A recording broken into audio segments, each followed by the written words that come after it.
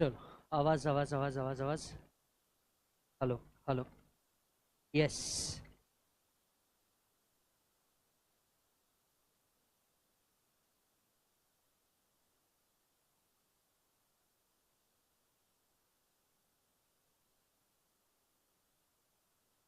चलो मालिक, चालू करेंगे। हाँ या हाँ तो बोलो।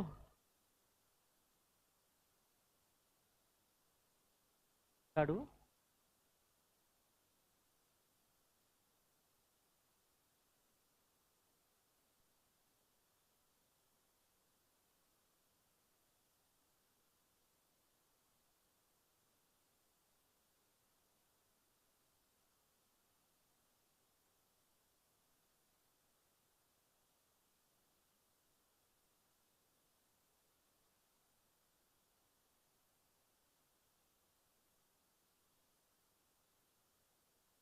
अच्छा। Good morning. ऐसे डल डल क्यों बैठे हो लाइफ में?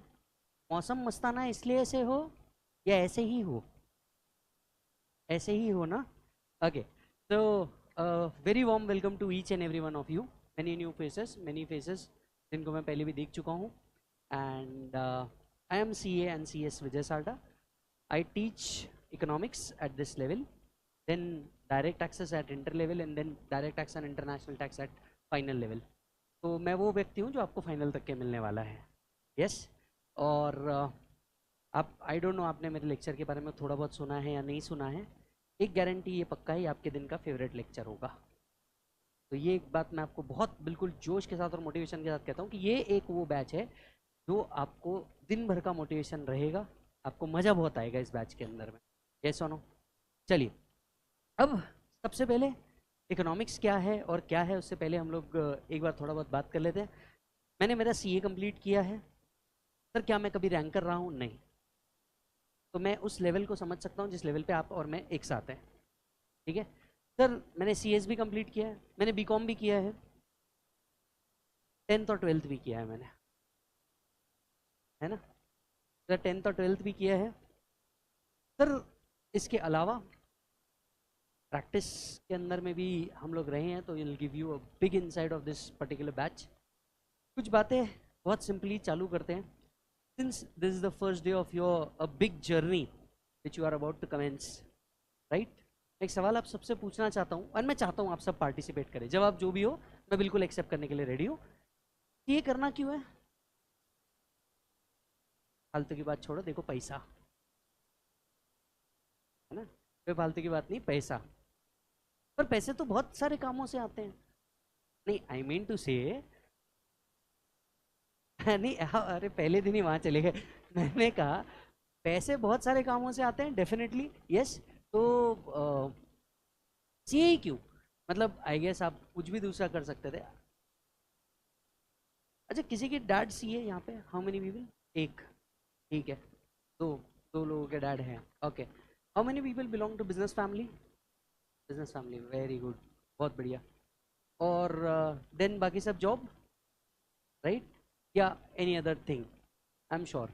ठीक है। ये जो सीए का जर्नी है, इस बारे में मैं आपको पहले थोड़ा सा बता देता हूँ, थोड़ा सा आइडिया दे देता हूँ, और देन हम इसको कमेंट्स करेंगे एकदम आराम से। सबसे पहली चीज, सीए करता क्या है?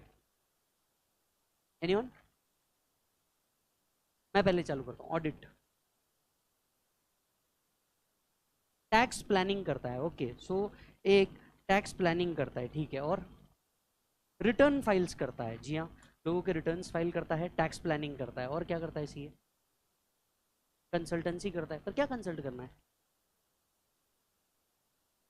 That is tax planning only, how to save taxes. हाँ।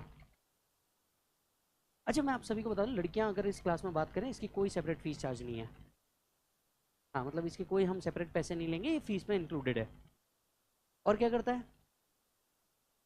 Stock, then manage accounts, okay, business.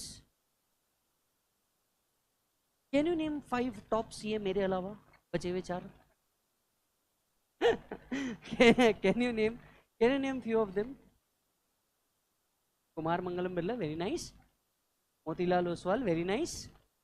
Rakesh Jhunjhunwala, very good. Aman Gupta, Shark Tank के 3 लोग है ना। मतलब एक बात तो फिक्स है यार, स्कोप तो बहुत बड़ा है। मतलब नेशनल टेलीविजन पे जाके एज अ सीए हम किसी को फंड कर रहे हैं, मतलब स्कोप तो है, बराबर है कि नहीं? स्कोप तो है। Let me tell you CA करता क्या क्या है। सबसे पहले हम ये डिस्कस करते हैं सीए करता क्या क्या है। तो सबसे पहली बात, सीए इन्वॉल्व होता है टैक्सेशन प्लानिंग के अंदर में। सिर्फ टैक्स प्लानिंग नहीं, taxation planning. Now let me gate, tax कौन कौन से होते हैं? पहला होता है डायरेक्ट टैक्स, दूसरा होता है indirect tax, that is GST and income tax. तो सिर्फ इनकम टैक्स का प्लानिंग करके काम चलेगा क्या? नहीं, तो उसको दोनों प्लान करना पड़ता है, बराबर है कि नहीं? दूसरा होता है बिजनेस मैनेजमेंट। दूसरा क्या होता है? Business management. देखिए बिजनेस मैनेजमेंट का ये रोल होता है कि भैया आपका जो बिजनेस है उसको ऑर्गेनाइज करना, रीऑर्गेनाइज करना। Yes, late me give you an example. देखिए जब धीरू भाई अंबानी जी की डेथ हुई थी तो दोनों भाई लड़ चुके थे किस चीज के लिए? प्रॉपर्टी के लिए। यस और नो, राइट? अब सोचो अगर सक्सेशन प्लानिंग सही तरीके से होती या सक्सेशन प्लानिंग का हेल्प लिया होता तो विदाउट झगड़ा भी शायद ये काम बहुत अच्छे से हो सकता था। अभी यही चीज से सीख लेकर के मुकेश अंबानी साहब क्या कर रहे हैं? सक्सेशन प्लानिंग पे वर्क कर रहे हैं। यस और नो? उन्होंने बोला एक तीसरे बच्चे की शादी है, 1 साल शादी कर लेता हूँ। 2 साल से चल रहा है ना वो उसका शादी, हुआ कि नहीं हुआ? अभी भी हो गया ना फाइनली कि ये प्री वेड ही था वापस? नहीं ना, मतलब हो गया ना, अभी फाइनल है ना, वो दोनों एक साथ है ना अभी। हाँ तो देखो 2 साल से शादी करी जाती। अगर किसी बंदे ने सक्सेशन प्लानिंग किया होता तो ये तकलीफ ही ना होती। दूसरा मर्जर्स एंड अमलगमेशंस, यह तीसरे टाइप का वर्क जो एक चार्टर्ड अकाउंटेंट करता है, और ये सारी बिल्कुल नई फील्ड है जो मोटिवेट करती है हमको नए लेवल पे जाने के लिए। तो तीसरा है मर्जर्स एंड अमलगमेशंस। अब ये मर्जर्स एंड अमलगमेशंस क्या होता है? मान लीजिए एक कंपनी दूसरे को एक्वायर कर रही है या दोनों मिलकर के एक कंपनी बन रही है। जैसे रिसेंटली आप लोगों ने सुना होगा, पहले बिग बाजार हुआ करता था, राइट? राइट। और बिग बाजार के बाद उसको टेकअप कर लिया किसने? रिलायंस ने, बराबर है। फिर सेंट्रल मॉल हुआ करता था जो सेंट्रो मॉल बन गया। तो ये जो मर्जर्स एंड अमलगमेशंस है, इसके अंदर में सामने वाली कंपनी को कितना कंसिडरेशन देना चाहिए, सामने वाली कंपनी को किस रेशो में पेमेंट करना चाहिए, ये कंपनी वायबल कंपनी है या नहीं है, इन सारी चीजों का जो डिसीजन मेकिंग है इसके अंदर में सीए इन्वॉल्व होता है। तो पहला हमारा ऑब्जेक्टिव सिर्फ टैक्स प्लानिंग नहीं होता, हमारा mergers and amalgamation, successions planning के अंदर में वर्क होता है। चौथा आता है business decisions making. Understand, assume कीजिए ये बंदा है, नाम क्या है भाई तेरा? श्लोक। अभी श्लोक है, ये बोलता है कि चलो यार मेरे को एक कंपनी बनानी है, मैं खिलौने बनाऊंगा। ठीक है, ये बोलता है कि भैया चलो बच्चों के लिए तो सब बनाते हैं, मैं बड़ों वाले खिलौने बनाऊंगा। क्रिकेट बैट और बॉल, लेदर बॉल हो सकता है ना? ये कहता है कि यार चलो मैं भी बड़े वाले खिलौने बनाऊंगा, मैं भी अपना स्टोर लगाऊंगा, फॉरेन में तो बहुत है, हम हमारा यहाँ लगाएंगे। अब श्लोक जब ये डिसाइड करता है, श्लोक श्लोक बोलता है देखो मेरे पास बिजनेस आइडिया है, मैंने बहुत रिसर्च करी है इसके ऊपर, बहुत सारे वीडियो देखे, मैंने सब रिसर्च करी है, राइट? मैंने मतलब अमेरिका तक की मैन्युफैक्चरिंग इंडस्ट्री को देख लिया, सब कर लिया, अब मैं वर्क करना चाहता हूँ। अब सबसे पहला पॉइंट क्या है? देखिए मेक इन इंडिया कहना बड़ा आसान है, यस और no, but how to do it in India ये बड़ा मुश्किल है ना। Make sense? हाँ, मेक इन इंडिया बहुत आसान है कहना, पर how to do it in India, यहाँ आप कुछ भी करने जाओ सबसे पहले लॉज एंड रेगुलेशन बीच में आ जाते हैं। अब ये बंदा आकर के बोलता है मैं भैया किस टाइप के ऑर्गेनाइजेशन को स्टार्ट करूं, मैं इंडिविजुअल मेरे नाम पे चालू करूं, मैं कंपनी बनाऊं उसके अंदर में चालू करूं, मैं पार्टनरशिप फर्म बनाऊं उसके अंदर में चालू करूं, यस, मैं किस नियम से ऑर्गेनाइजेशन को चालू करूं। और आप बिलीव करिए इन सभी के लॉज टोटली अलग है, आप डेफिनेटली अभी पढ़ेंगे, इन सभी के लॉज अलग। पार्टनरशिप फर्म को लगने वाला लॉ बिल्कुल अलग, कंपनीज को लगने वाला लॉ बिल्कुल अलग, इंडिविजुअल्स को लगने वाला लॉ बिल्कुल अलग। अब वो आदमी बिजनेस गया एक तरफ, ये पहले लॉ के कंप्लायंसेस में ही भिड़ा हुआ है। तो डोंट यू थिंक कि इसको आसान बनाने की जर्नी में भी हम बीच में आते हैं कि भैया देखिए आप अगर इंडिविजुअल बोल करके आते हैं तो आपको इतने कंप्लायंस है, आप पार्टनरशिप फर्म बोल करके आते हैं तो आपको इतने कंप्लायंसेस है, आप कंपनी बोल करके आते हैं तो आपको इतने कंप्लायंसेस है, so on and so fourth. तो हम लोग यहाँ पे भी डील करते हैं। फोर्थ पार्ट जिसके अंदर में हम लोग डील करते हैं वो है to some extent, to some extent management consultancy. अब ये मैनेजमेंट कंसल्टेंसी क्या है? देखिए कई बार है ना आप बिजनेस को बहुत बड़े लेवल पे लेके चल जाते हैं, लेकिन उसके बाद उसको मैनेज करना बहुत मुश्किल हो जाता है कि मैं किस तरीके से इसको मैनेज करूं, कौन कौन सी सर्विसेज मैं इन हाउस रखूं, कौन कौन सी सर्विसेज मैं आउटसोर्स कर दूं, और मैं किस तरीके से बिजनेस को एक ऐसे मॉडल पे लेकर के आ जाऊं जहां पे मैं रहूं ना रहूं बिजनेस रहना चाहिए, ऐसा ना हो, ये सेल्फ सस्टेन्ड मॉडल पे अर्न करना चाहिए।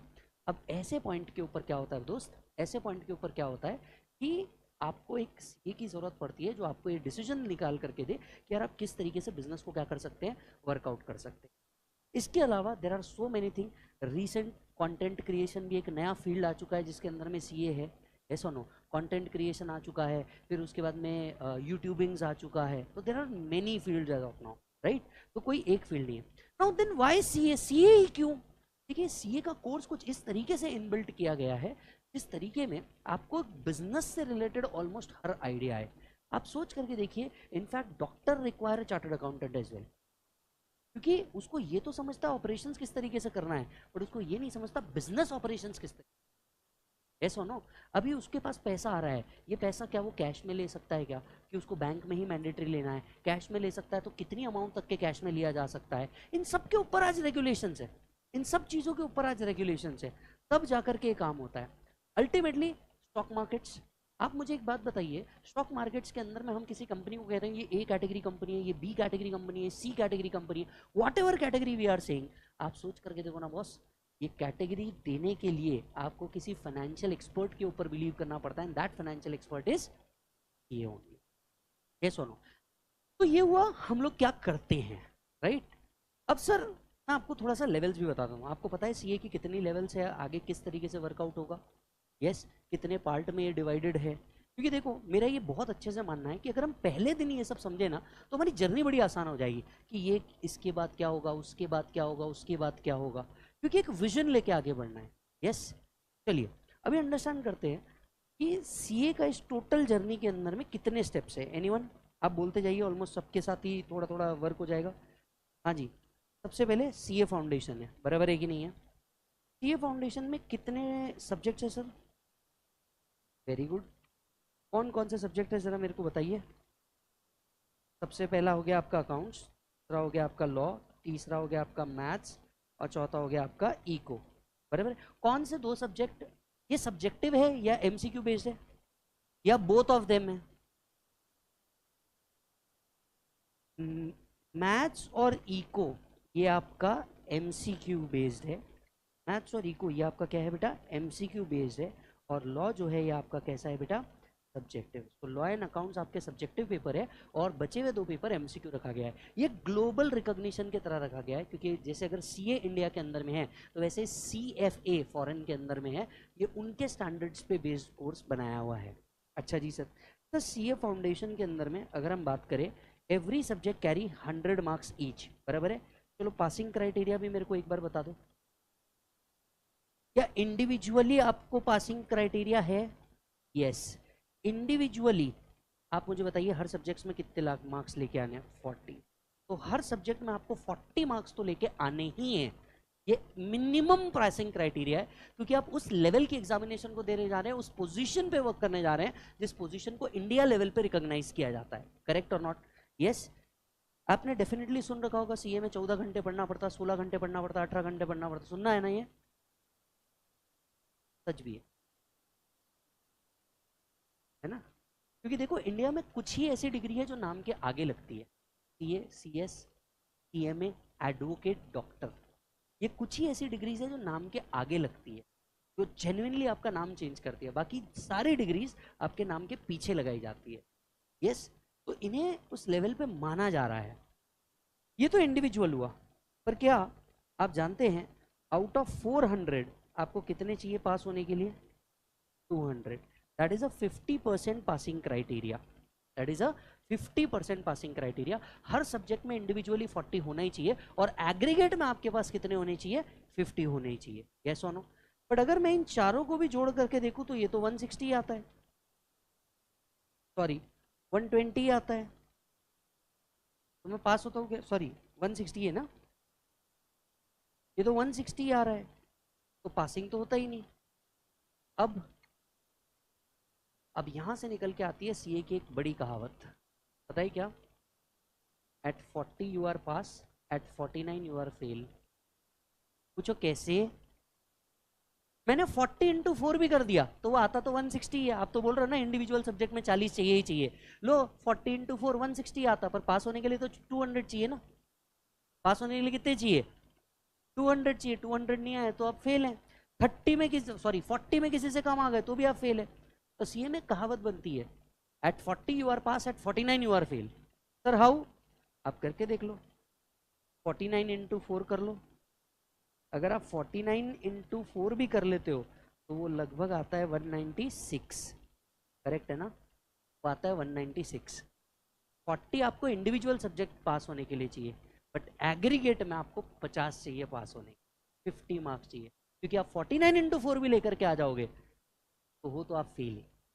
अच्छा सर ऐसा हो सकता है क्या, मान करके चलो मैं इस सब्जेक्ट में 50 ला रहा हूँ, इस सब्जेक्ट में 62 ला रहा हूँ, एक सब्जेक्ट में 39 ला रहा हूँ और एक सब्जेक्ट में 50 लेके आ रहा हूँ, अब मेरा जो टोटल है ये मोर देन 150 हो गया, बराबर है कि नहीं है? अब मैं पास हूँ या फेल हूँ? फेल। तो मुझे एक पेपर रिपीट करना है या चारों पेपर रिपीट करना है? यही आयरनी है बस। सर क्या आप हमारी, हाँ डरा ही रहा हूँ।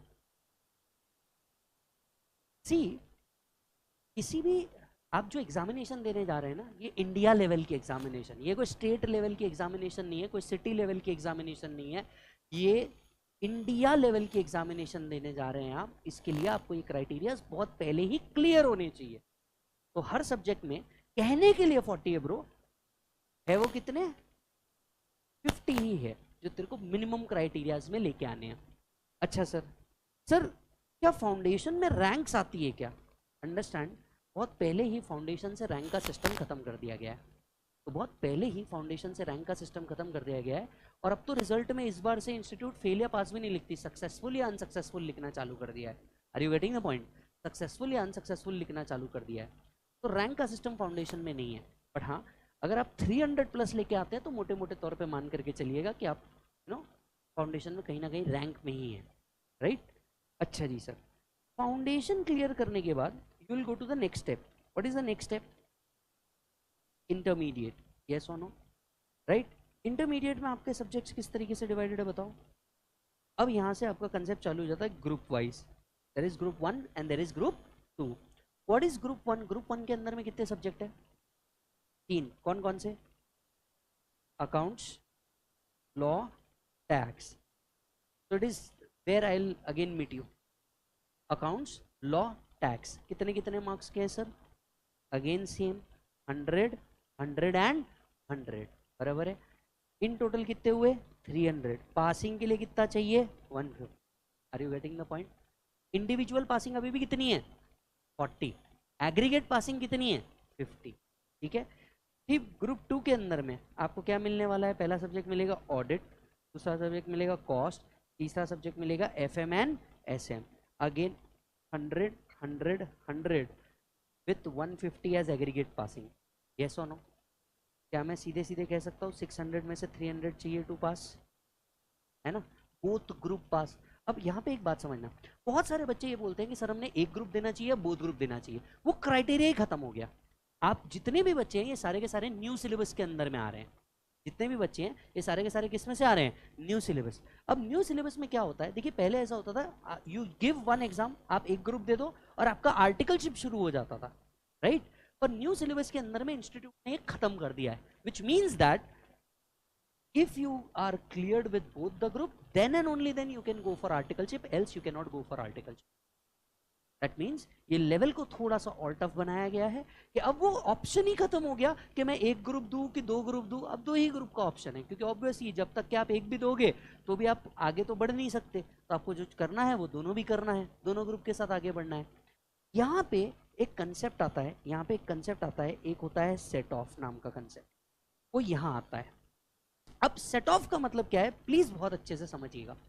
अज्यूम कीजिए ग्रुप 1 के अंदर में आपके 140 मार्क्स आए, ठीक है? इंडिविजुअली हर एक में 40 प्लस है। Everyone please pay attention. Group 1 में आपके 140 मार्क्स आ गए, आप पास हैं या फेल हैं? फेल, क्योंकि आपका एग्रीगेट मार्क्स नहीं हो पाए, तो आप एग्रीगेट में अटक गए, ठीक है? अज्यूम कीजिए इसी टाइम पे आपने दूसरा ग्रुप भी दिया और दूसरे ग्रुप में आपको 170 मार्क्स आ गए, बराबर है? दूसरा ग्रुप आप पास है या फेल है?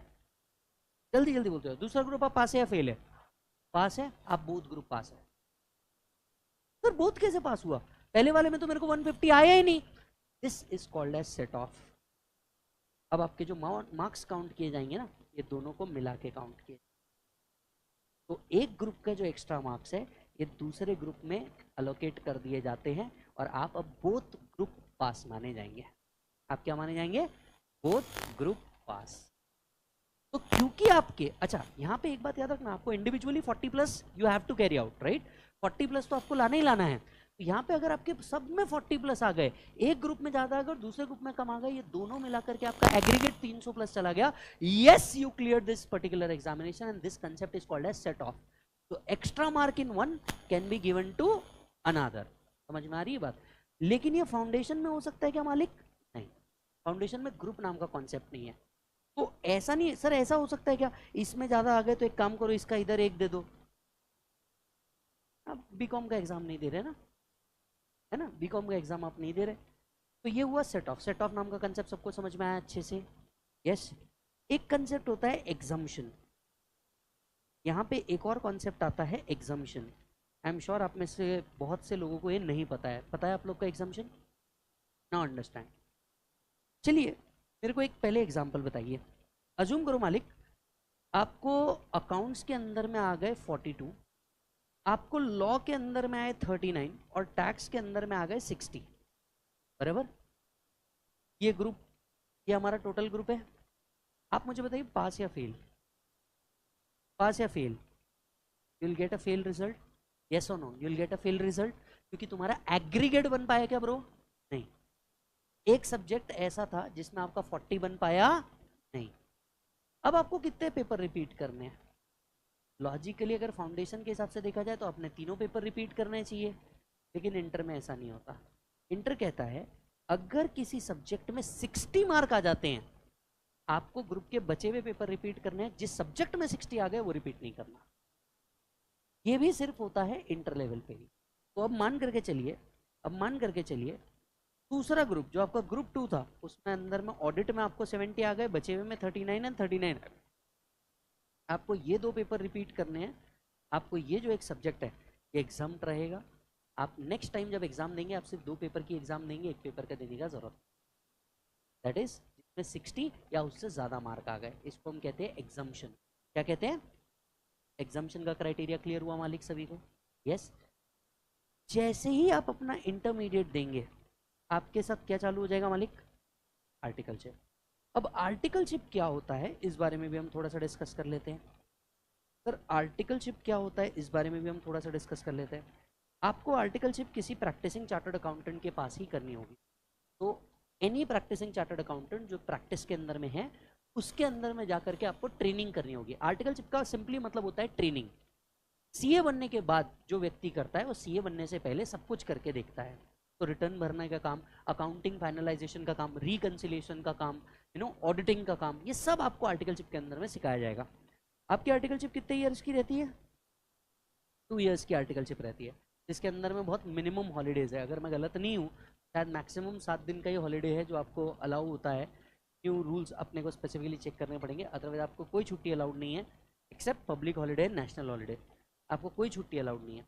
अच्छा सर, सर क्या ऐसा हो सकता है कि मैं एक जगह कहीं आर्टिकलशिप कर रहा था मैं दूसरी जगह कहीं शिफ्ट हो सकता हूँ? Yes, but only if the first person agrees to.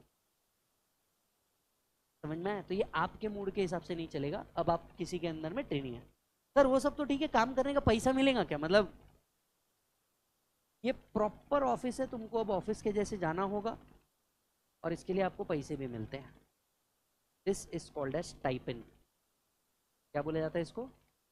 Stipend. Stipend मिलता है आपको। अब आपके मन में एक दूसरा सवाल आया कि चलो हम ऑफिस जाएंगे सर बन के, तो सर मतलब कितने पैसे मिलेंगे? आया ना मन में सवाल? एनीवन? कितने पैसे मिलते हैं?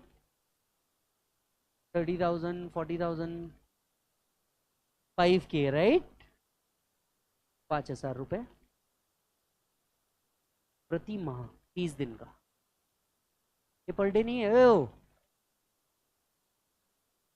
पूरे महीने सुबह 9 से रात में 9 बजे तक जब तुम अपनी पूरी मेहनत, इज द राइट वर्ड, जब तुम अपनी पूरी मेहनत करोगे ना तो तुम्हें पूरे 5,000 मिलेंगे। पूरे 5,000, पता है उसमें से भी हो सकता है टीडीएस काट दो, ऑफिस फंड, या तुमने कोई गलती की होगी, ऑफिस का कोई सामान तोड़ा होगा तो उसका फंड काट दे।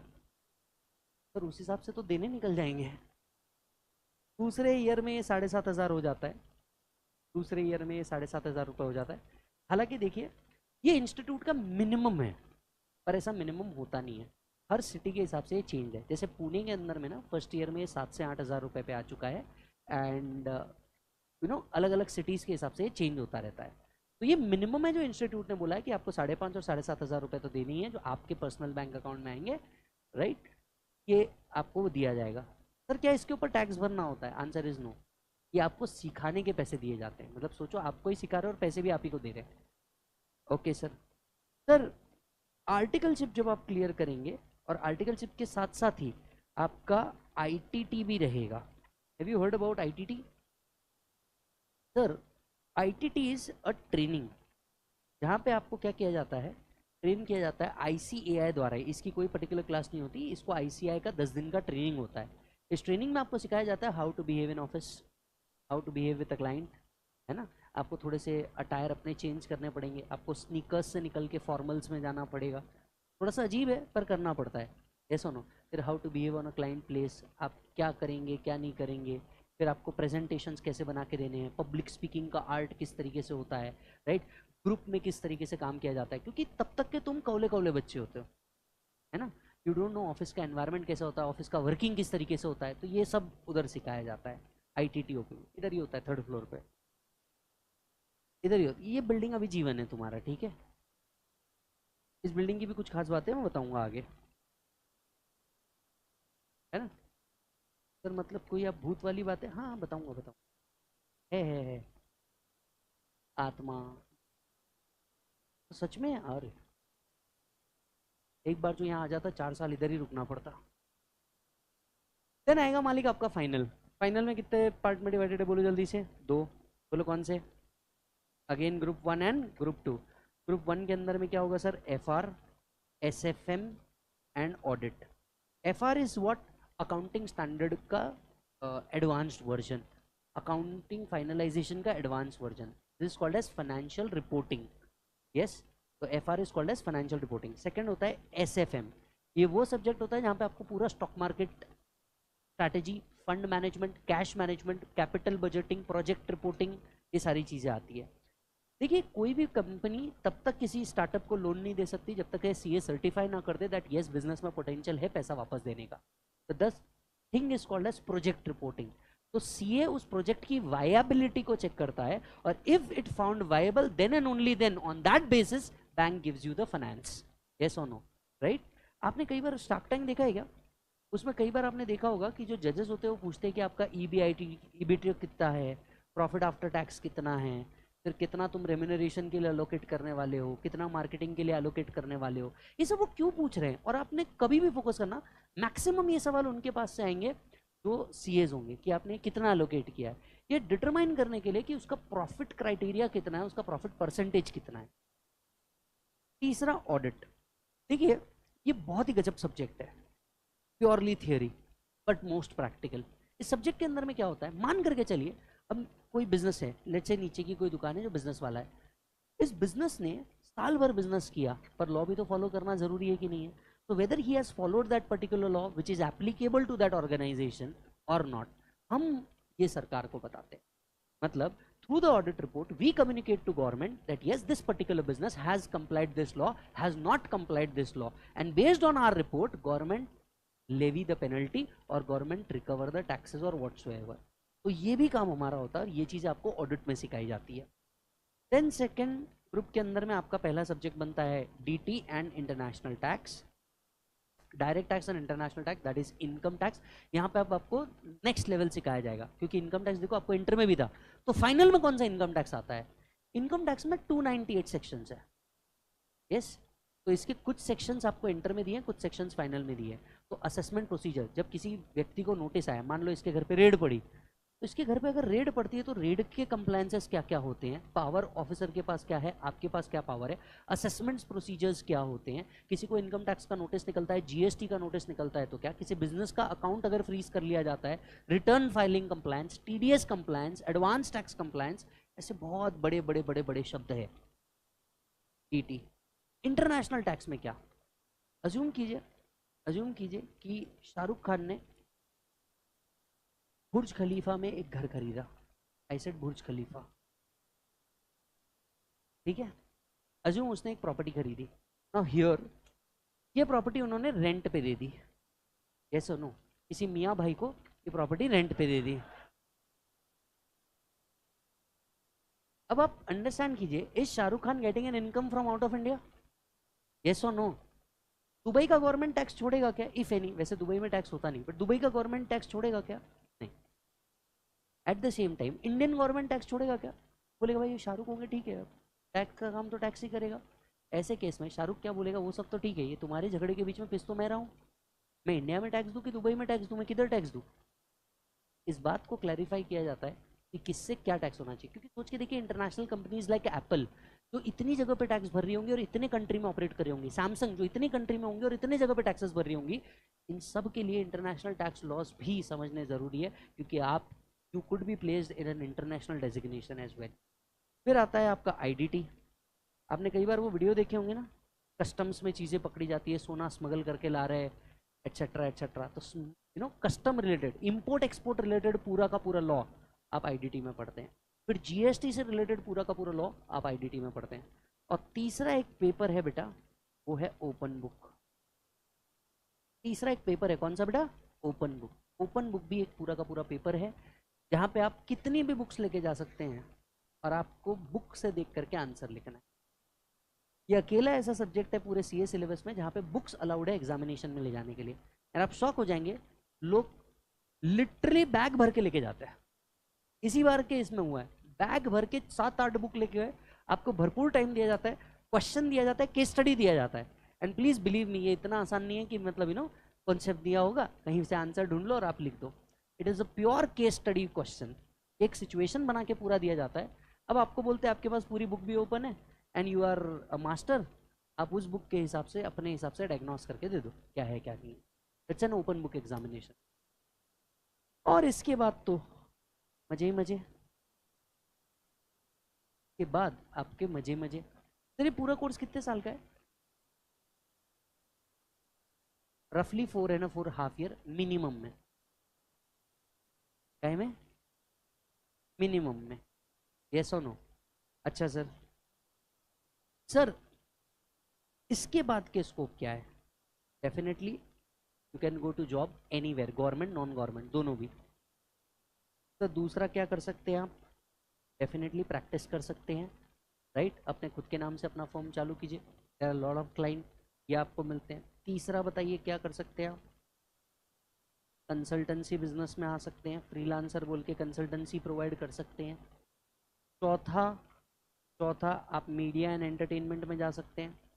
पांचवा, आप अपने खुद का बिजनेस के अंदर में जा सकते हैं, right? There are many scope.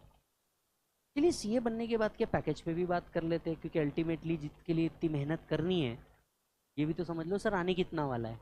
यहाँ पे भी 5-7 हज़ार ही मिलना है तो फिर नहीं करना हमको, है ना? क्या लगता है कितना होता होगा एक सीए, कितना कमाता होगा? रफ चाहिए मेरे को, मतलब मैं समझना चाह रहा हूँ बच्चों के मन में क्या है। 7 to 8 lakhs, okay, 7 to 8 lakhs। Starting is 7 to 8 lakhs, something starting is 7 to 8 lakhs। अच्छा, 15 to, लीजिए 15 to 17 lakhs। सर मैं आपको एक बात बताऊं, आप एक अटेम्प्ट में सीए बने या एक से ज़्यादा अटेम्प्ट में सीए बने, लास्ट जो कैंपस इंटरव्यू हुआ था ना, आईसीएआई ने करवाया था, उन्होंने बोला लास्ट कैंपस इंटरव्यू में not less than 9 lakhs। 9 lakh के नीचे जो कंपनी पैकेज लेके आ रही थी उन्होंने रिजेक्ट कर दिया। फिर सीए का मिनिमम पैकेज होगा 9 lakh. Sir what is the maximum CA can earn? इसकी कोई लिमिट नहीं है, बिलीव मी, इसकी कोई लिमिट नहीं है। हो सकता कोई नालायक मेरे से पूछे सर आपका कितना है ना? हो सकता कोई नालायक मेरे से पूछ ले आपका कितना, अपना क्या रोजी रोटी निकल जाता है, 50-100 रुपये बीवी दे देती, अपन खुश। 50-100 रुपये वो दे देती, अपना चाय पानी खर्चा निकल जाता, अपन खुश। बट हाँ, मैं सिर्फ आपको इतना बता सकता हूँ कि मुझे लगभग it's been 13 years after completing CA, right? And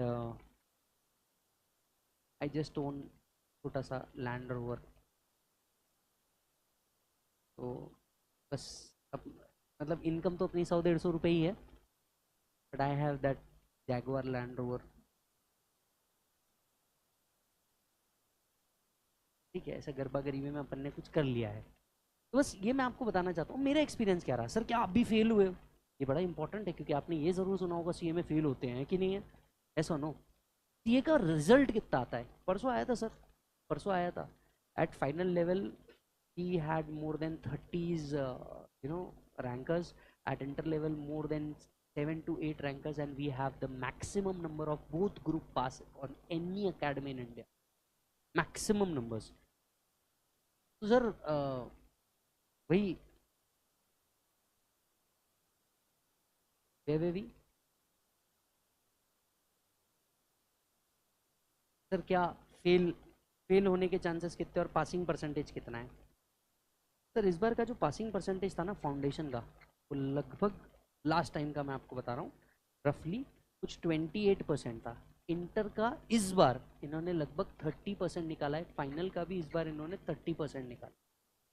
ये कि हिस्ट्री में ये कभी नहीं हुआ, ये फाइनल का रिजल्ट 30% आ गया, कभी नहीं हुआ ये। फाइनल का रिजल्ट 30%, मतलब मैक्सिमम ये फाइनल का रिजल्ट आपको देखने को मिलता है 8 या 9%। मतलब if 1 lakh student give the examination, only 9,000 clears ही है। इस बार I don't know how, if 1 lakh given the examination, 30,000 student has become chartered accountant। यहाँ कोई स्कैम नहीं है, नहीं नहीं, बिलीव मी, यहाँ कोई स्कैम नहीं है। ये नॉर्मल एग्जामिनेशन जैसा नहीं है। यहाँ पे बड़ा सिंपल है, अभ्यास कर आपल्याला आरक्षण नाही। ये कोर्स में ऐसा कुछ भी नहीं है। 35% वाले को भी उतनी ही इज्जत है जितनी 99% वालों को है। परसेंटेज से याद है, how many people of you out of you has got more than 90%? Tenth की बात करते हैं, 12th का तो छोड़ दें। मोर देन 90%, 95 प्लस वाले कौन कौन है? 95 प्लस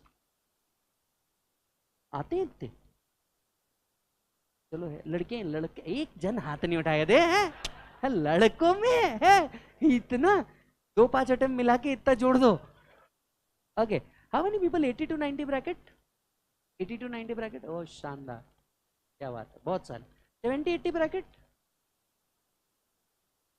हाँ बढ़िया। 60-70, वाह शानदार। 50-60, very good. 40-50,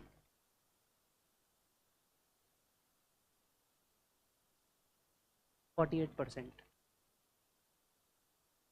which simply shows I have got 48%, which simply shows percentage is not the criteria in this course, believe me, percentage is not the criteria। I am 48%, whether I have failed an examination, yes, twice, whether I have failed this examination, yes, twice। क्या है, जीवन में fail होना भी बहुत ज़रूरी है। आपको ना सक्सेस की कीमत पता होती है, जब तक कि आप फेल नहीं होते ना तब तक आपको इसका मतलब ये नहीं है कि आपको फेल होना है। दैट सिंपली शोज कि यार हाँ मैं था वैसा, ठीक है, बिल्कुल पढ़ाई में बहुत ज़्यादा इंटरेस्ट नहीं, ये नहीं वो नहीं, था वैसा मैं, वो द पीरियड ऑफ टाइम समझ में आया। बट एक चीज़ ना मेरे को इस कोर्स ने सिखाई है कि फेल होने के बावजूद भी ना अगर आप मन लगा के काम करोगे ना तो nothing is big deal for you. मेरे हिसाब से पहले एक पॉइंट था यार, जिस टाइम पे हम बने थे आज से 10 से 13 साल पहले, यार 5 लाख रुपए का पैकेज मिल जाए तो बहुत बड़ी बात है यार, 5 लाख रुपए का पैकेज मिल जाए तो। Believe me from the grace of God, 5 lakh के ऊपर का तो EMI है मेरा आज के तारीख में मंथली। आज 5 लाख के ऊपर का तो मंथली EMI है ब्रो।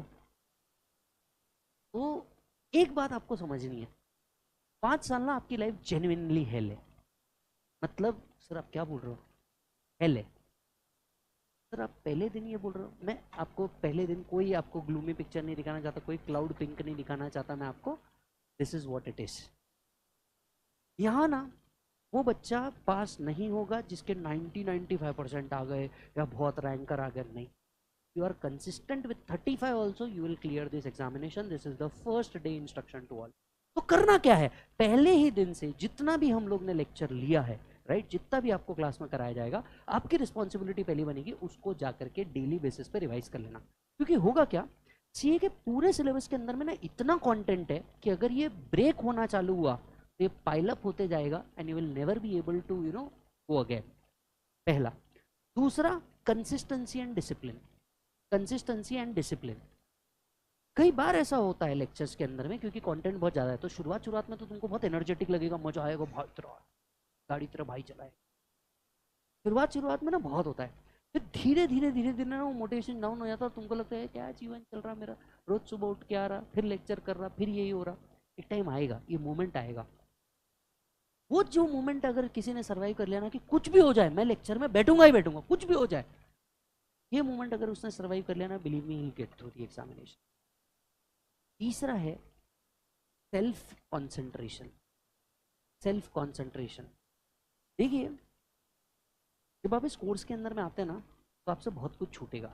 सबसे पहले छूटेंगे दोस्त, क्योंकि अब वो दोस्त जो आपके साथ घुमा करते थे वो आपके नहीं रहेंगे, क्योंकि आप ज़्यादा बिजी हो जाओगे, है ना। संडे के दिन भी बहुत बार क्लासेस हो जाते हैं डिपेंडिंग अपॉन द सिलेबस, और तुम्हारा तो ऐसा है कि अब साल में 3 बार अटेम्प्ट हो रहा है, तो तुम्हारे को पहले जितना टाइम मिलता था क्लासेस को, अब उतना कम मिलेगा क्लासेस का टाइमिंग, तो तुम ज़्यादा बिजी हो जाओगे। तो फैमिली के मोस्ट ऑफ द फंक्शंस में आप नहीं जा पाते, क्योंकि एक तरफ फंक्शन चलता रहता, दूसरी तरफ आपके दिमाग में टेंशन चलता रहता है, यार ये बाकी है, ये बाकी है, ये बाकी है, मेरा रिवीजन बाकी है, ये बाकी है, वो बाकी है। बट अगर आप थोड़ा सा सेल्फ सेंटर्ड रहेंगे अगले 3 साल के लिए, definitely will get through. Are you getting the point? Yes और no? The whole mantra I am giving you is very simple, just focus on yourself for 3 to 4 years। No, just leave everything, just leave everything, because जिस कोर्स को आप करने जा रहे हैं ना, वो टेक्निकली ना हिमालय चढ़ने जैसा है। दिखता बहुत अच्छा है दूर से, बहुत मज़ा भी आता है देख के, और जब चलना चालू करते हैं ना तो आपको बहुत चीज़ें छोड़नी पड़ती है ना। इसे एक शायरी से कहना चाहूँगा। देखो, मेरे लेक्चर में शायरी एक बेसिक इम्पॉर्टेंट पॉइंट है और ये आता है, तो कुछ बेस रूल आपको बता दूँ। चालू करने से पहले होता है इरशाद। क्या होता है? और थोड़े से ना एक्सट्रोवर्ट बने, ऐसे आके पहले दिन बैठे हो, 20-25 दिन बाद ना तुम जो नालायक बनने वाले हो ना, मैं तुम्हारे को बता रहा हूँ, जिन्होंने पहले अटेंड किया है उनको मालूम है, ये पहले पहले दिन का होता है, आदमी आके सीधा होता है, बाद में कोई सीधा नहीं होता। ठीक है? फर्स्ट स्टैंजा के बाद होता है वाह वाह, क्या होता है, और उसके बाद आता है बहुत खूब, समझ आया तो? ठीक है, तो चलो इरशाद करो। कि किसी ने कहा था नज़ारे बड़े अच्छे होते हैं ऊपर से। किसी ने कहा था कि नज़ारे बड़े अच्छे होते हैं ऊपर से, किसी ने ये बताया ही नहीं कि देखने अकेले पड़ते हैं। मीनिंग ये होता है, अगर आप माउंट एवरेस्ट को भी देखेंगे ना, तो वहाँ पे एक साथ बहुत लोग नहीं आ सकते, एक टाइम पे एक ही जन जा सकता है पीक पे, और वो देखने अकेले ही होते हैं। बस यही चीज़ है, बस देखना अकेले है, बाकी सब तो आप ऑलमोस्ट डन कर ही डालेंगे। एंड बिलीव मी, इससे कोई फ़र्क नहीं पड़ने वाला आप मराठी बैकग्राउंड से आते हैं, गुजराती बैकग्राउंड से आते हैं, किस बैकग्राउंड से आते हैं, किस लैंग्वेज में आपने स्कूल किया है, राइट, इससे कोई फ़र्क नहीं पड़ता। I am itself from Gujarati medium school, तो इससे कोई फ़र्क नहीं पड़ता। But I have still done my CA, CS, BCom, UPSC prelims, I have given this examination, तो इससे कोई फ़र्क नहीं पड़ने वाला। Getting the point? Now let us come to our subject. ये मैंने आपको पूरा स्कोप बता दिया, I am sure that you will work for it. Yes sir, इसके अलावा आपके आई गेस कॉलेजेस चालू हो गए हैं क्या, कि अभी आप करने वाले हैं? क्योंकि हम 2 मिनट फिर उस पर भी डिस्कशन कर लेते हैं। कॉलेज चालू हो चुके हैं आपके? यस, या अभी तक के आपने किसी ने डिसीजन नहीं लिया होगा ना, तो mostly select that particular college where attendance is not mandatory. Mostly आपने वही कॉलेज सिलेक्ट करना चाहिए जहाँ पे अटेंडेंस मैंडेटरी नहीं है, because this will consume your more and more time, right. अब हम बात करते हैं इकोनॉमिक्स की। किसकी बात करते हैं बेटा? इकोनॉमिक्स की। तो आई will be teaching you economics. Sir, economics के अंदर में 2 पार्ट है आपको, पहले क्या था और अब क्या है। ओल्ड सिलेबस के अंदर में there was economics with BCK and BCR जैसे सब्जेक्ट। न्यू सिलेबस के अंदर में फाउंडेशन से BCK एंड BCR हटा दिया गया, और इकोनॉमिक्स के अंदर में 2 पार्ट क्रिएट कर दिए गए। इकोनॉमिक्स के अंदर में पहला पार्ट क्रिएट किया गया माइक्रो, और दूसरा पार्ट क्रिएट किया गया मैक्रो, राइट। तो इकोनॉमिक्स आपका 2 पार्ट में डिवाइडेड है, micro and macro, right. Micro के अंदर में you have given 5 chapters, whereas macro के अंदर में यू हैव गिवन 5 चैप्टर्स। तो माइक्रो में 5, मैक्रो में 5। I will be teaching you micro and RJ will be teaching you macro, बराबर है। तो माइक्रो एंड मैक्रो दोनों बिल्कुल डिफरेंट है, एक इंडिविजुअल ऑर्गेनाइजेशन के बारे में बात कर रहा है, एक नेशनल ऑर्गेनाइजेशन के बारे में बात कर रहा है। यस, तो माइक्रो एंड मैक्रो ऐसे दो पार्ट के अंदर में डिवाइडेड है। अच्छा जी सर, ये दोनों सब्जेक्ट प्योरली, ये दोनों पार्ट एमसीक्यू के अंदर में आते हैं। अब एमसीक्यू से याद आया कि सर क्या हमारे पास निगेटिव मार्किंग है, हाँ या ना? कितना है negative marking? 0.25. Let me just change this for you. It's not 0.25, it's 1.25. कुछ नहीं समझा ना?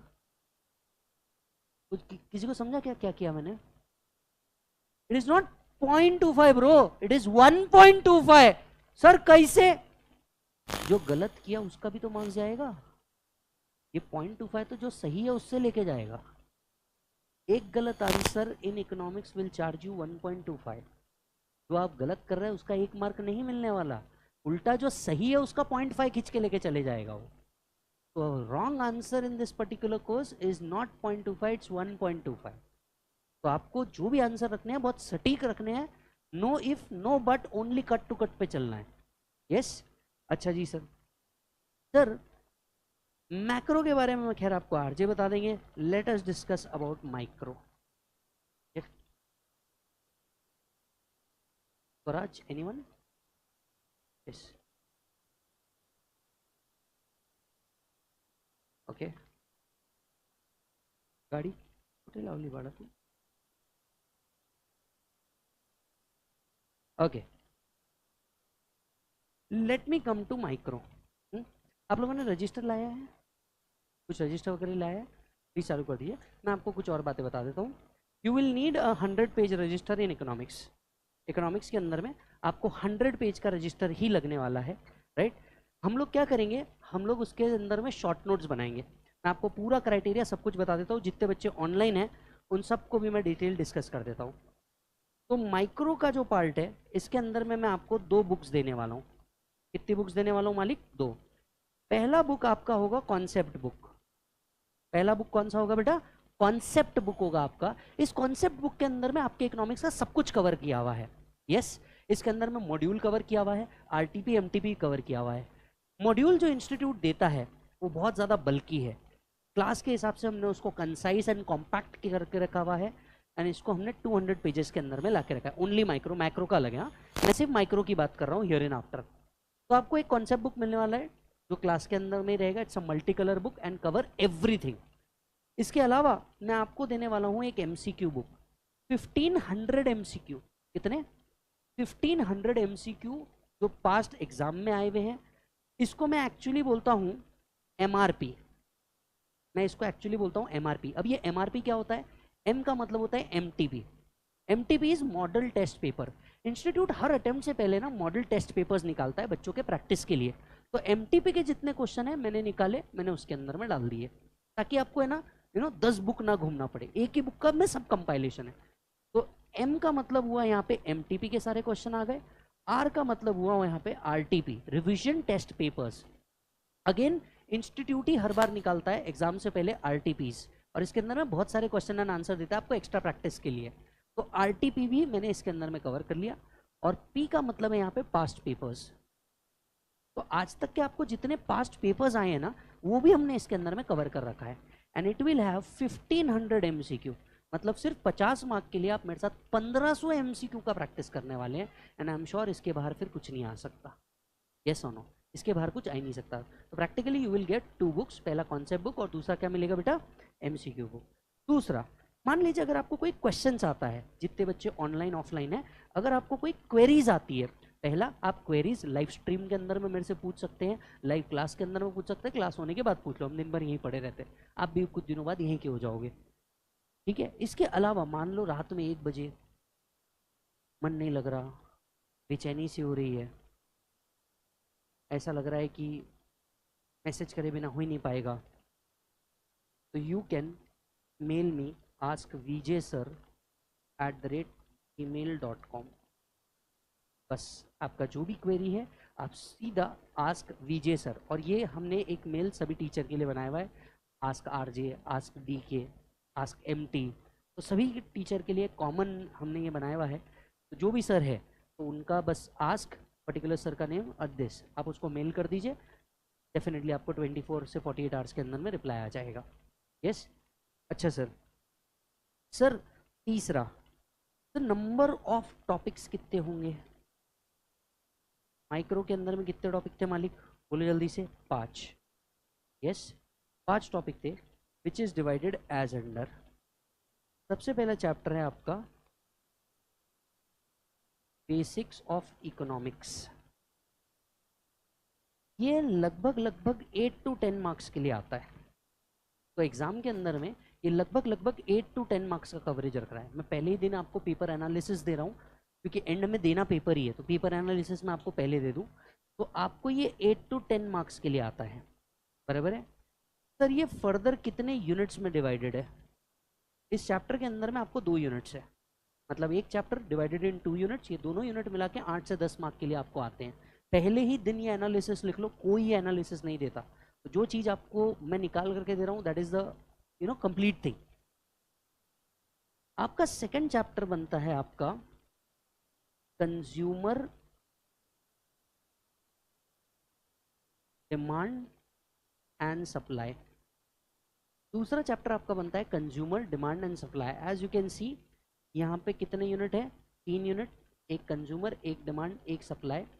ये 12 to 14 मार्क्स के लिए आता है, which means this is the most important topic in your syllabus. तो लगभग 12 से 14 मार्क के लिए आपका चैप्टर नंबर 2 आता है। This is an important topic, right. तीसरा आपका बनता है प्रोडक्शन एंड कॉस्ट। इसके अंदर में 2 यूनिट दिए हुए हैं, 8 to 10 मार्क्स के लिए ये अप्रोच करता है। Chapter number 4 market price, different price in different market.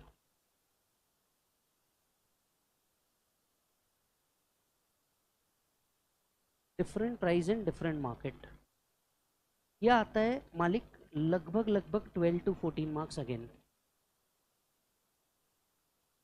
And 5वां चैप्टर होता है बिजनेस साइकिल।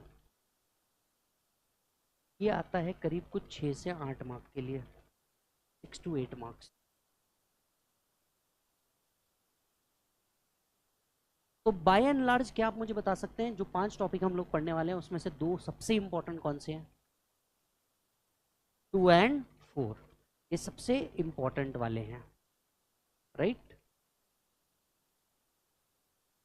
अच्छा एक बात मैं आप सभी को बता दूं मालिक, जितने लोग ऑनलाइन ऑफलाइन बैठे हुए हैं, आप सभी को एक बात बता दूं, इको का पेपर आप घर पे नहीं ला सकते, आंसर के साथ ही आपको पेपर भी सबमिट करना है। आई मीन टू से जब आप एमसीक्यू सॉल्व करेंगे तो ये पेपर भी किसके पास सबमिट हो जाता है? आईसीएआई के पास। तो पूरे फाउंडेशन में सिर्फ 2 क्वेश्चन पेपर ऐसे हैं जो आप घर पे ला पाएंगे, वो है अकाउंट्स एंड लॉ। इको और मैथ्स का पेपर आप घर पे नहीं ला सकते, वो पेपर भी सबमिट करना होता है आंसर के साथ ही। यस और नो? पेपर भी सबमिट करना होता है आंसर के साथ ही। तो आप मुझे ये भी बता दीजिए, is the eco first paper और the last paper of your foundation? Last paper, it will be the last paper. Paper को पढ़ने के बाद, देने के बाद आप सिर्फ एंजॉय कर पाएंगे। यस और नो? चलिए आता हूं मैं नेक्स्ट पॉइंट पे। ये लिख लिया बेटा सभी लोगों ने? आता हूं मैं नेक्स्ट पॉइंट पे। मैं अज्यूम करता हूं आप सभी लोगों ने इकोनॉमिक्स पढ़ा होगा इसके पहले, और अगर नहीं भी पढ़ा है, आप साइंस बैकग्राउंड से, तो don't worry, I am there. मैं चालू कर रहा हूं आपका बेसिक्स ऑफ इकोनॉमिक्स। मैं ये अज्यूम करता हूं कि आपने इकोनॉमिक्स कुछ भी नहीं पढ़ा, ये अजम्पशन ठीक है ना? क्योंकि अपने को चालू तो जीरो से ही करना चाहिए। तो मैं ये अज्यूम करता हूं कि आपने इकोनॉमिक्स को कुछ नहीं पढ़ा। First tell me why we learn economics.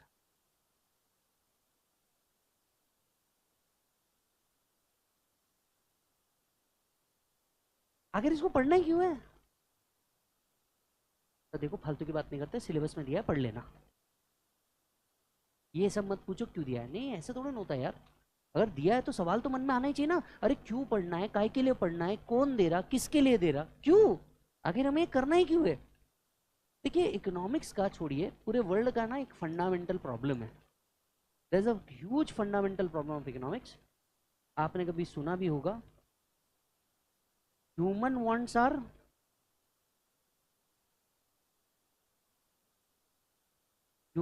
Are unlimited, but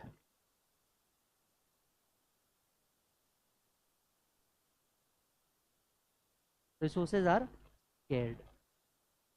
simply है सर, जितनी जरूरतें हैं, जितनी ख्वाहिशें हैं, ख्वाहिशें तो अनलिमिटेड है, लेकिन रिसोर्सेज जो है उसको पाने के लिए वो रिसोर्स कैसे है सर, लिमिटेड। और इस वजह से there is a need of economics. Economics क्या करता है सर, नीड कम कर देता है या रिसोर्स बढ़ा देता है? दोनों में से कुछ भी नहीं।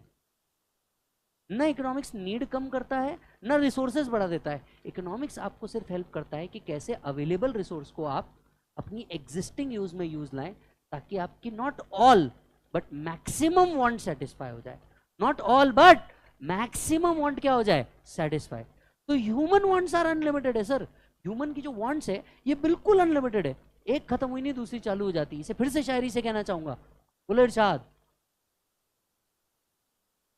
कि हर उम्र में होते हैं शौक जुदा जुदा। हर एज में आपकी जो इच्छाएं होती है वो डिफरेंट होती है, ठीक है?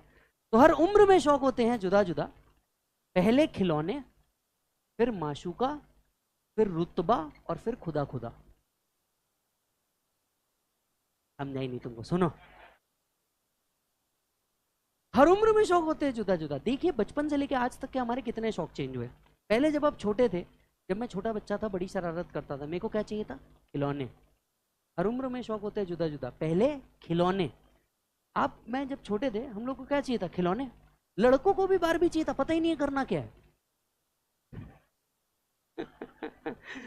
समझ आ रहा है? लड़कों को भी बारबी चाहिए था, पता ही नहीं उसके साथ करना क्या है ना? अब क्यों नहीं लेते, पता है इनको। समझ आ रहा है बात ना? हो पहला खिलौने, फिर माशूका। अभी आप जिस एज में हो ना, अपोजिट अट्रैक्ट्स। कई बार तो सेम भी अट्रैक्ट होता है, बट ठीक है। हाँ मतलब अब सुप्रीम कोर्ट ने ही कह दिया, हम क्या रोक सकते हैं। तो यू नो अपोजिट अट्रैक्ट। अभी ऐसा रहता, हाँ आप थोड़ा सा बन के जाओ, सर के जाओ, ठीक है। अच्छा कई बार तो ऐसा होता है ना, प्यार में आप खुद नहीं गिरते, आपके कमीने दोस्त गिराते हैं। भाई वो देखो देख रही थी,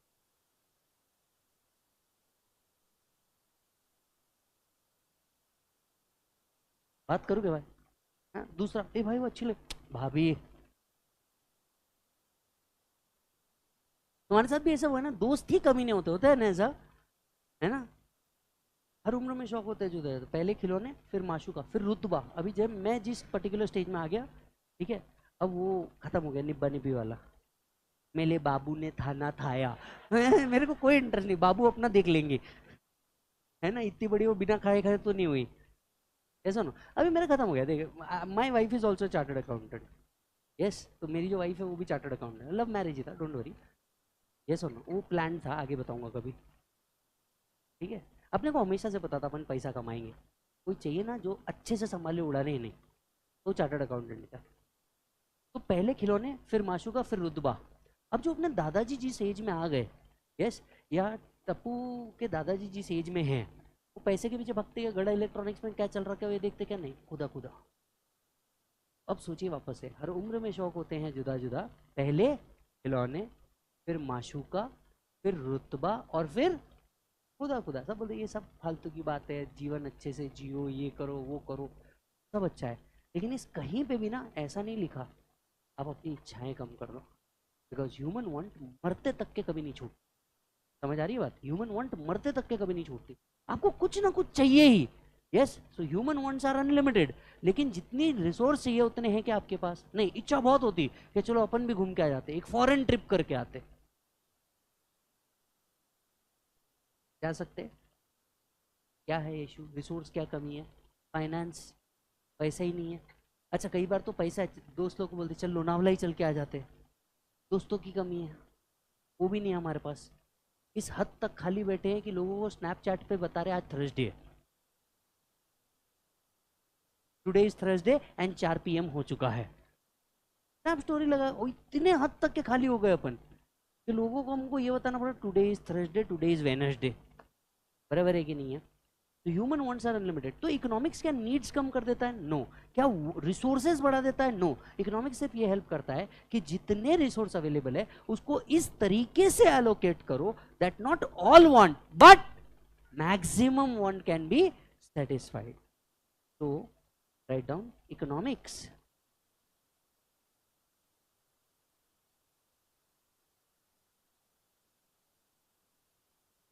helps the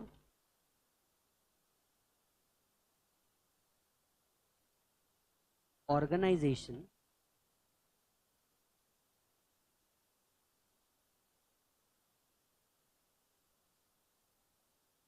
to allocate the resource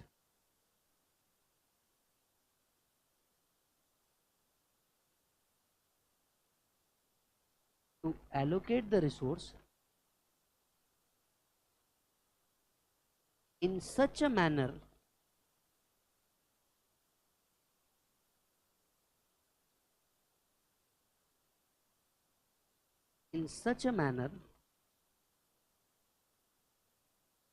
that can satisfy maximum wants. So economics helps the organization to allocate the resources in such a way that helps to maximize, that help to satisfy the maximum wants. क्या मैं ऐसा भी कह सकता हूं? Not all wants can be satisfied, but maximum wants can be satisfied. हाँ या ना? Yes or no? Not all wants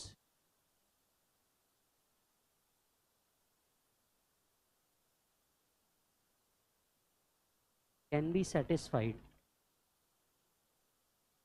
but maximum wants can be satisfied.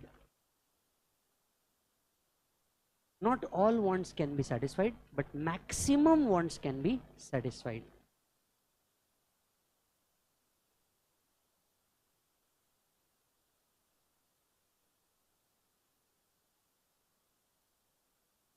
अच्छा मुझे एक बात बताइए, हमने लिखा human wants are unlimited, but क्या यहाँ पे हम सिर्फ ह्यूमंस की बात कर रहे हैं क्या?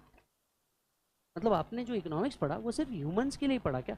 ऐसा है क्या कि कंपनी को जितना सब चाहिए वो सब मिल जा रहा है, कंपनी को जितना पानी चाहिए उतना मिल जा रहा है, फर्म को जितना गुड्स चाहिए उतना मिल जा रहा है, जितना फाइनेंस चाहिए उतना मिल जा रहा?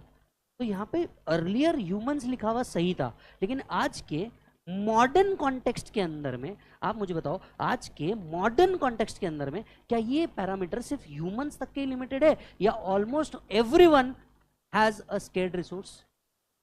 यस और नो? ह्यूमंस को भी है, पार्टनरशिप फर्म को भी है, पार्टनरशिप फर्म को भी पैसा चाहिए, कंपनी को भी पैसा चाहिए। यस और नो? कंपनी को भी पैसा चाहिए, उसके बाद में चैरिटेबल ट्रस्ट्स को भी पैसे चाहिए। तो आज पैसे की रिक्वायरमेंट तो सबको है ना यार? यस और नो? तो अर्लियर जब इकोनॉमिक्स का डेफिनेशन बना था, definitely this definition was human wants are unlimited. Over the period of time everyone faces this scarce resources, everyone faces this scarce resources, not just the living human but everyone faces this scarce resources. तो आप अपना काम कर लो, वो अपना कर लेंगे। ये बेटा हाँ।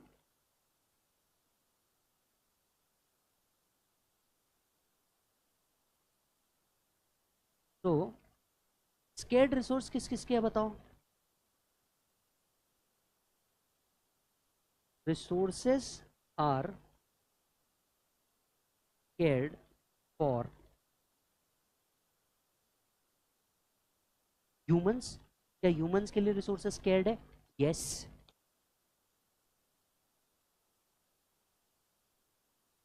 ऑर्गेनाइजेशंस के लिए भी scared है? yes। तो जितने ऑर्गेनाइजेशन है उसके लिए भी क्या रिसोर्सेस scared ही है? yes। उसके लिए भी रिसोर्सेस scared ही है, बिल्कुल scared रिसोर्सेस है उसके लिए भी। yes और नो? राइट। अच्छा मुझे एक बात बताइए, क्या सिर्फ प्रॉफिट मेकिंग ऑर्गेनाइजेशन के लिए है या ऐसा नॉन प्रॉफिट ऑर्गेनाइजेशन के लिए भी इकोनॉमिक्स काम का हुआ? फिर बताइए, क्या चैरिटेबल ट्रस्ट के लिए भी इकोनॉमिक्स काम का हुआ कि नहीं? क्योंकि अगर कोई चैरिटेबल ट्रस्ट है, रिसोर्सेज तो उसके लिए भी स्केर्ड हुआ ना फिर। यस और no?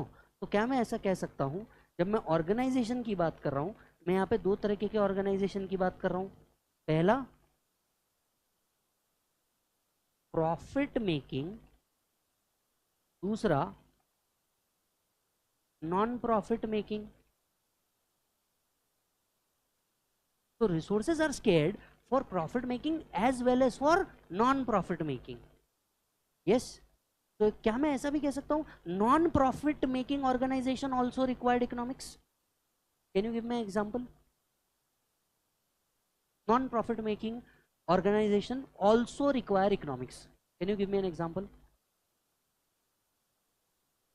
Can you tell me one or two non profit making organizations? हाँ जी, government non profit making organisation, हाँ। स्पोर्ट्स क्लब, जी हाँ, स्पोर्ट्स क्लब हो गया।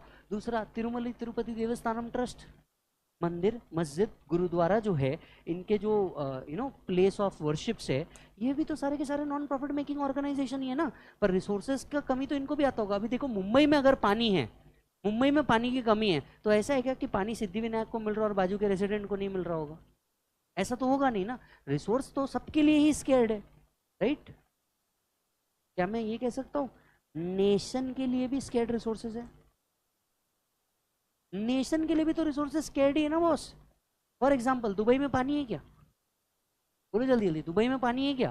नहीं, स्केर्ड रिसोर्सेज है उनके लिए। कुवैत में पानी है क्या? नहीं, स्केर्ड रिसोर्सेज है उनके लिए। यस और नो? तो resources are scared at many level. जो रिसोर्सेज है, ये बहुत सारे लेवल पे स्केर्ड है, सिर्फ एक लेवल पे नहीं है।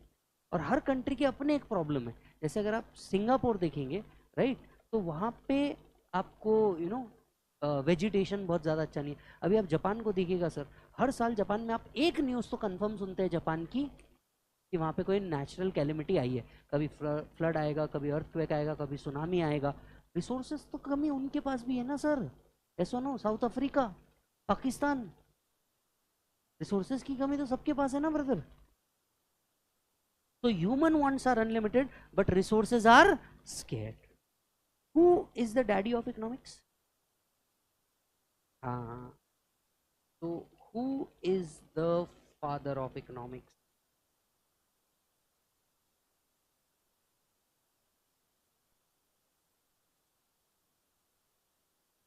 देखिए, वैसे इंडियन कॉन्टेक्स्ट की अगर मैं बात करूं, तो इकोनॉमिक्स के फादर को कहा जाता है चाणक्य।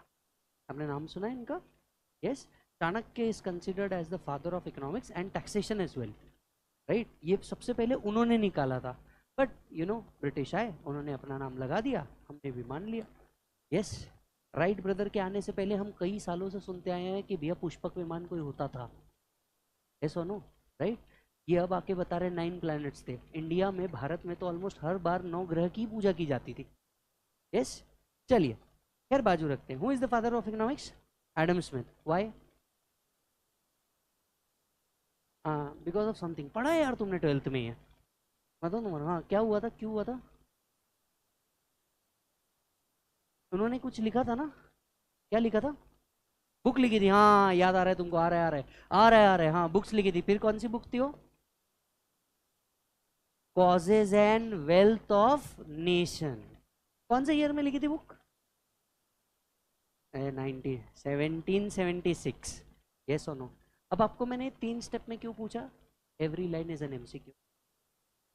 अब आपको हर लाइन पे फोकस करना है। ईयर से रिलेटेड एमसीक्यू आ सकता है, बुक के टाइटल से रिलेटेड एमसीक्यू आ सकता है। अब आपका प्रिपरेशन लेवल वैसा करना पड़ेगा, you have to read in between the lines, कि आपको कहीं से भी एमसीक्यू बन सकता है। यस, तो is considered as economics, father of economics? पहला, Adam Smith.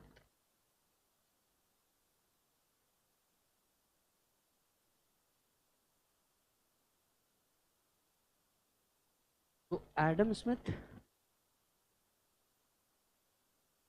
is considered as the father of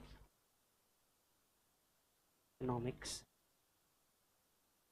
So Adam Smith is considered as the father of economics.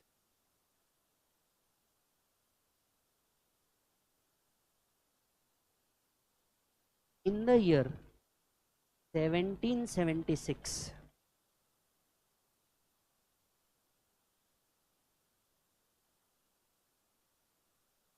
he published his book called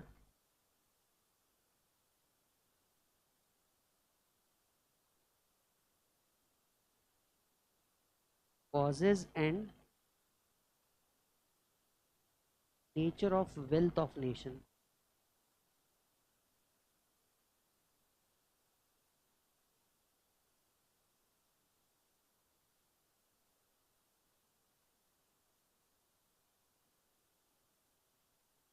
Causes and Nature of Wealth of Nation. Lipstick है, लगाओ.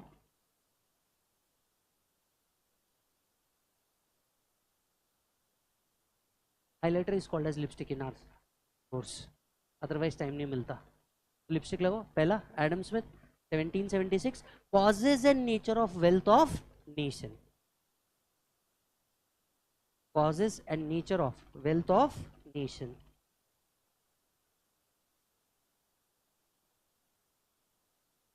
अच्छा, तो sir एक book लिखने पे father बन जाते हैं? नहीं, आई मीन टू से आपने एक बुक लिखी और आप फादर मान लिए गए? बताओ सर, हमें तो डिफरेंट प्रोसेस पता था.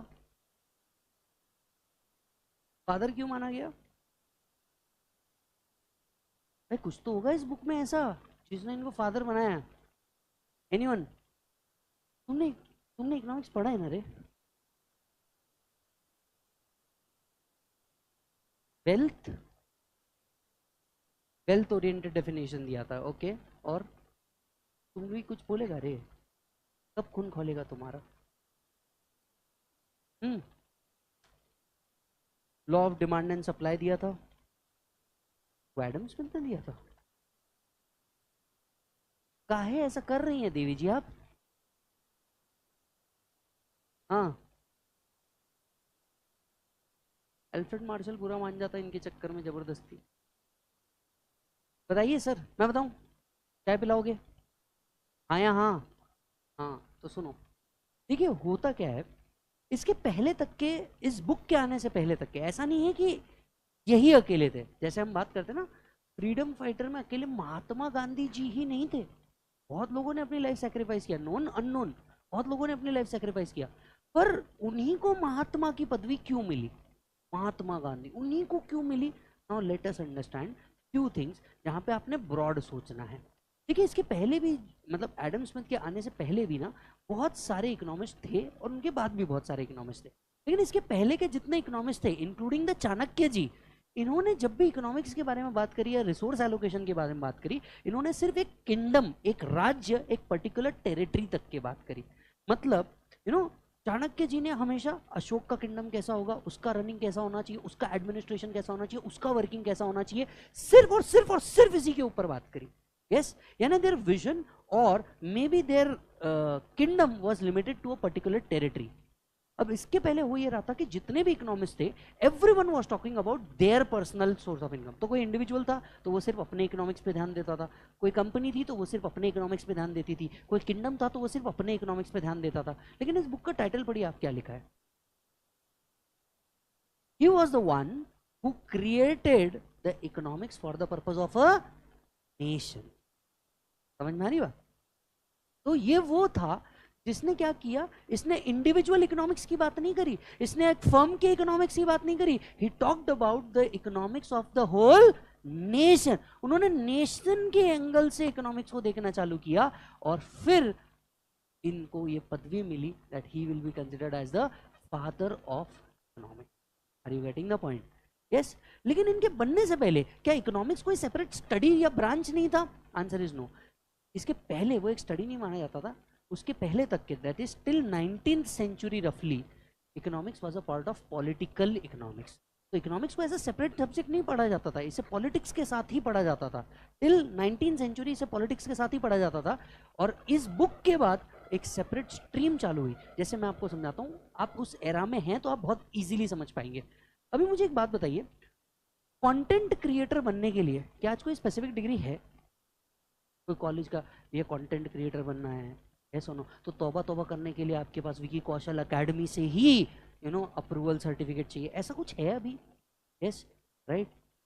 तो कच्चा बादाम करने के लिए आपको ऐसा कुछ करना है, ऐसा कुछ है क्या? अभी नहीं है। But you know that it is a separate stream which is creating. हाँ या ना? ऐसा नो। लोग लोग ये सब करके भी पैसा कमा रहे हैं ना, और अच्छा खासा पैसा कमा रहे हैं ना। आप वड़ा पाव को बेचो, थोड़े से झगड़े करो, आप डायरेक्ट बिग बॉस। बराबर है। एक के जगह आप 2 शादी कर लो, डायरेक्ट बिग बॉस। है कि नहीं है? अभी तुम जितना पैसा कमा रहे हो उससे ज्यादा तो वो कमा रहे कि नहीं? हाँ या हाँ? राइट। तो अब हम सब उस एरा में जब हम एक स्ट्रीम को अलग होते हुए देख रहे हैं। ठीक वैसे ही पहले क्या होता था, मीडिया कॉन्टेंट ये सब एक इसमें आता था। कंटेंट क्रिएशन अपने आप में एक अलग चीज चली गई। यूट्यूबिंग मीडिया मार्केटिंग अपने आप में एक अलग चीज अलग हो रही है। ऐसे धीरे धीरे धीरे धीरे सेग्रीगेशन हुआ। तो economics till 19th century was a part of political economics, and later on after this book came and every country जब इसको धीरे धीरे अडॉप्ट करना चालू किया, economics was considered as a separate subject.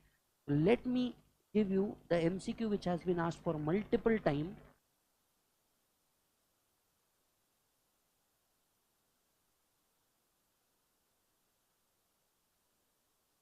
Till 19th century,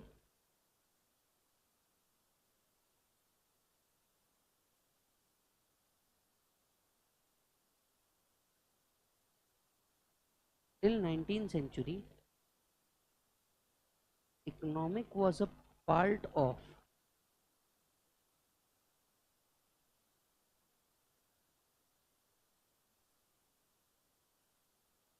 political economics. Economics was a part of political economics.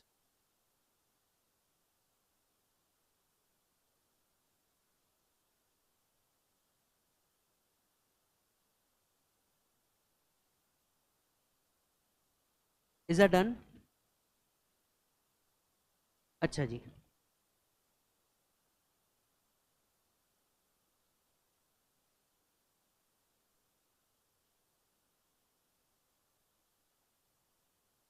Sir वापस यहाँ आते हैं।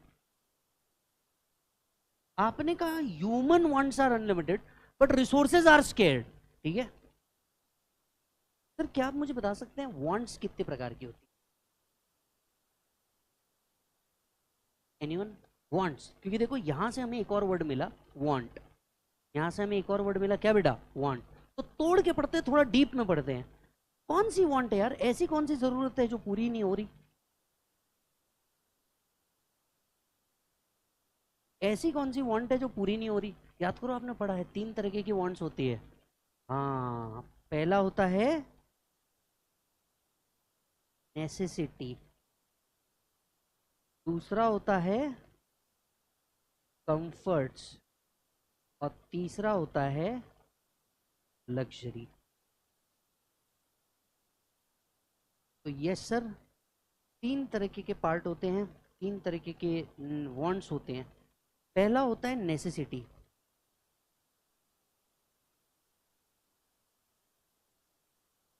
Comforts and luxury.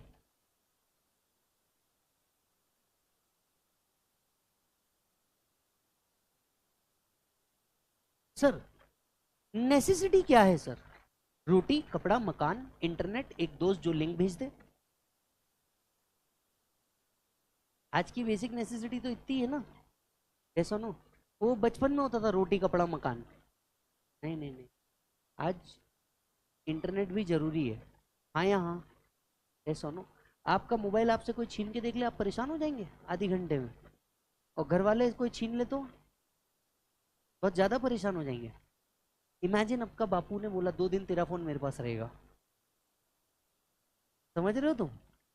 2 दिन के बाद तुम नहीं रहोगे, फोन रहेगा।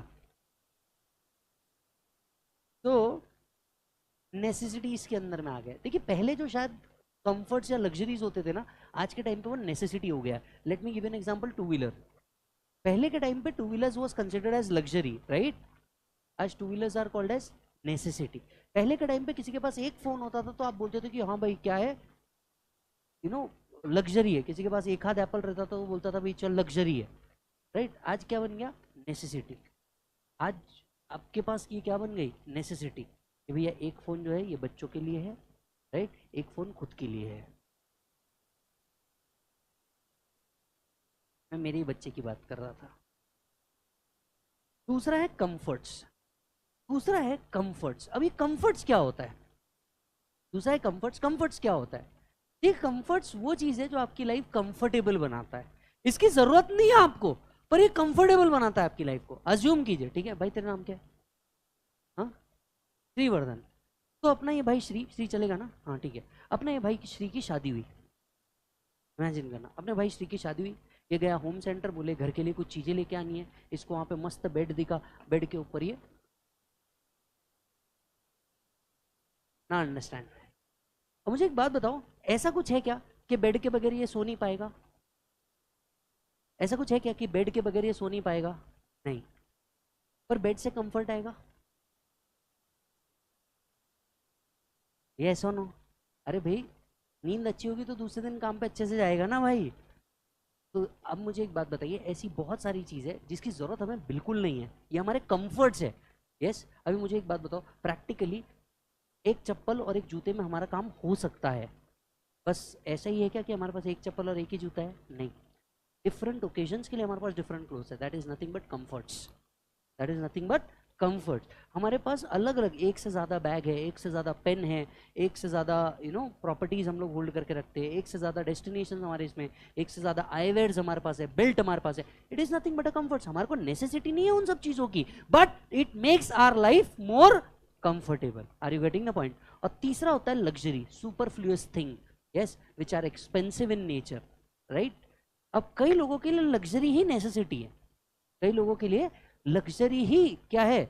नेसेसिटी। अभी मुझे एक बात बताइए, अनंत अंबानी की शादी जो 2 साल से चल रही है, ठीक है, अब मुझे एक बात बताइए, वो आदमी अगर नॉर्मल काम कर दे, अभी ईमानदारी से सोच के देखिएगा, राइट, ये यहाँ के अगर किसी विजय सभागृह में आके उन दोनों ने शादी की, तो शादी आपको समझ में तो भी आएगी क्या? वो इज्जत भी रहेगी क्या शादी की कोई? नहीं।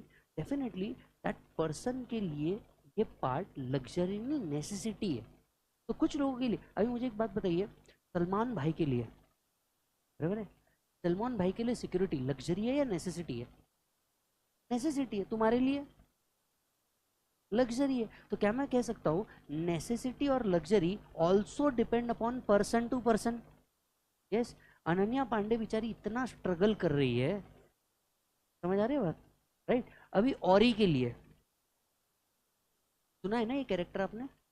नहीं देखा है तो आप बहुत कुछ मिस कर रहे हैं लाइफ में। He is the new Rakhi Sawant in town. अरे ये नहीं है। अब ये बात समझ के देखना, राइट? कुछ ना कुछ चीज में वो फीचर हो रहा है, कुछ ना किधर वो कुछ ना कुछ कर ही रहा है भाई, अपना मेहनत कर रहा है definitely, yes, what ever the talent he has, मेहनत कर रहा है। अब ये बात, अरे क्या क्या गलत है यार, वो बंदा मेहनत कर रहा है, इतने कम टाइम में कोई इतना सक्सेसफुल हुआ है, आप सोच करके देखो। आपने 2 साल पहले इस बंदे का नाम तक के नहीं सुना था, सुना था क्या? नहीं, अचानक वो सारे सेलिब्रिटी के बीच में है। अब उसके लिए भी वो उस लेवल पे आ चुका है, उसके लिए भी ये सारी चीज़ें बेसिक, एक जी वैगन रखना, एक अलग अलग मोबाइल कवर रखना, एटसेट्रा एटसेट्रा, अब ये उसके लिए भी क्या बन गया? Necessity. It gives him fame and money. Yes और नो? तो कहना इसे, लग्जरी कंफर्ट्स और necessary also depend upon person to person. Please write down, necessity, comforts and luxuries, necessity, comforts and luxuries depend upon person to person.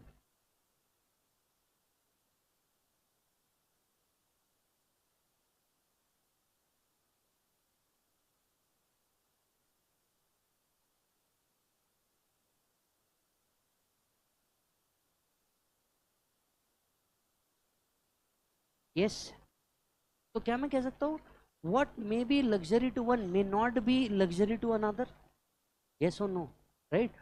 वो लोग जो कपड़े पहन रहे हैं, ब्रांड के कपड़े पहन रहे हैं, राइट? अभी अनंत अंबानी जिस लेवल पे वो बंदा है, या जिस लेवल पे शादी हो रही, वो कपड़े अगर गोल्ड और सिल्वर के और डायमंड उसके अंदर में नहीं करेगा तो वो उसकी बेइज्जती होगी, वो उसके ऑरा के साथ मैच नहीं करेगा। यस और नो? राइट? अच्छा, बताइए, क्या वांट हर बार सेम होती है या want differ from person to person? Please write down, want differ from person to person. क्या मैं ऐसा कह सकता हूँ differ from time to time as well? Yes.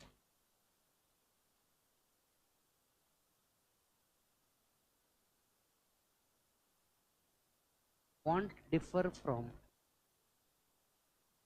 person to person.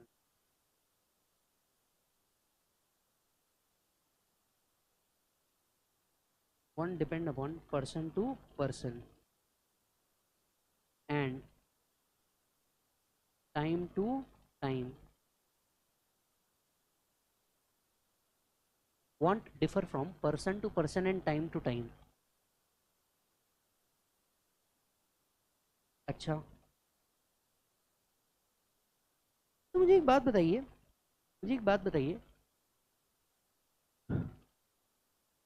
कोई भी वांट को कंप्लीट करके हमको क्या मिलता है? जैसे हम बोलते हैं हमारी बहुत सारी वांट है, सेटिस्फैक्शन। सेटिस्फैक्शन को इकोनॉमिक्स में एक वर्ड है, आपने पढ़ा है, बताओ। यूटिलिटी। Yes, absolutely correct. देखिए, किसी भी वांट को सेटिस्फाई करके हमको क्या मिलता है? Satisfaction, which may be called as utility, so upon satisfaction of want,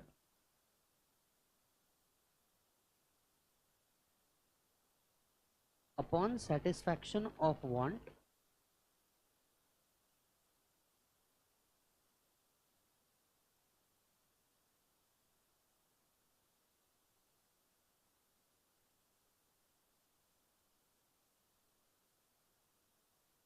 a person gets utility.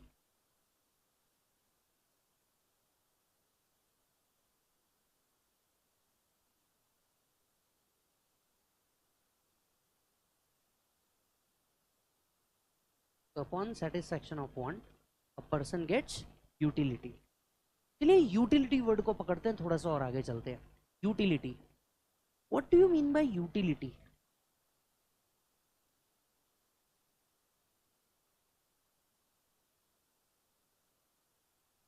Utility का मतलब होता है want satisfying power of a commodity.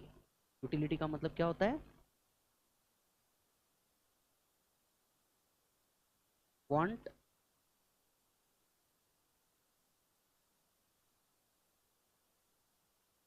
satisfying power of a commodity.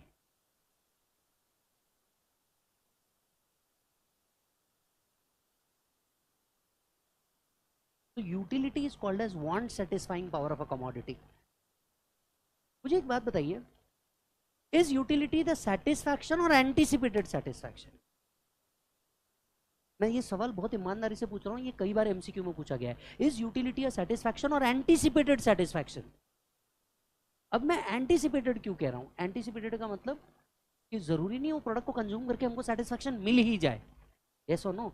हाँ, जब बाय हम करने जाते हैं किसी भी प्रोडक्ट को एज अ कंज्यूमर, हम ये एक्सपेक्ट करते हैं कि यार उससे हमको सेटिस्फैक्शन मिले, पर ये जरूरी तो नहीं है। Let me give an example, right? Assume कीजिए लेज का कोई नया फ्लेवर आया, अज्यूम करते हैं लेज में विमल फ्लेवर आया, बोलो जुबा केसरी, ठीक है? अब लेज में ऐसा कोई विमल फ्लेवर आया, हम इमेजिन करते हैं कि चलो यार ट्राई तो करते हैं, एटलीस्ट ये विमल तो नहीं है, पर विमल फ्लेवर तो ट्राई किया जा सकता है। आपने उसको बाय कर लिया, you brought that particular product, want थी, पैसे दिया, सेटिस्फाई कर ली। अब उसमें से क्या एक्चुअल सेटिस्फैक्शन मिल गया? ये जब तक आप उसको कंज्यूम नहीं करते तब तक आपको एक्चुअल सेटिस्फैक्शन नहीं मिल सकता। तो कहना है इसे, जब आप उसको बाय कर रहे हो, वो तो सिर्फ एक एंटीसिपेटेड सेक्शन, वो तो सिर्फ एक एंटीसिपेटेड सेटिस्फैक्शन है, नॉट द एक्चुअल सेटिस्फैक्शन। जब तक आप उस प्रोडक्ट को एक्चुअली कंज्यूम नहीं कर लेते तब तक क्या आपको सेटिस्फैक्शन मिल सकता नहीं। हो सकता है कंजम्पशन करने के बाद किसी को बहुत ही मजा आ जाए जो विमल खाता हो सकता है किसी को लगा कि पहला प्रोडक्ट भी फालतू ही था, दूसरा भी फालतू ही है। ये सुनो, तो क्या मैं कह सकता हूँ, utility is an anticipated satisfaction.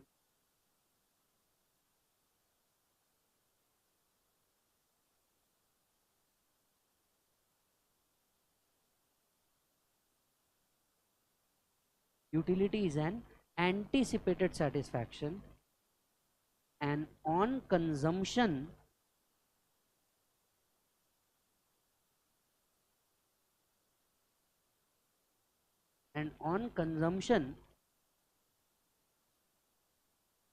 a person get actual satisfaction.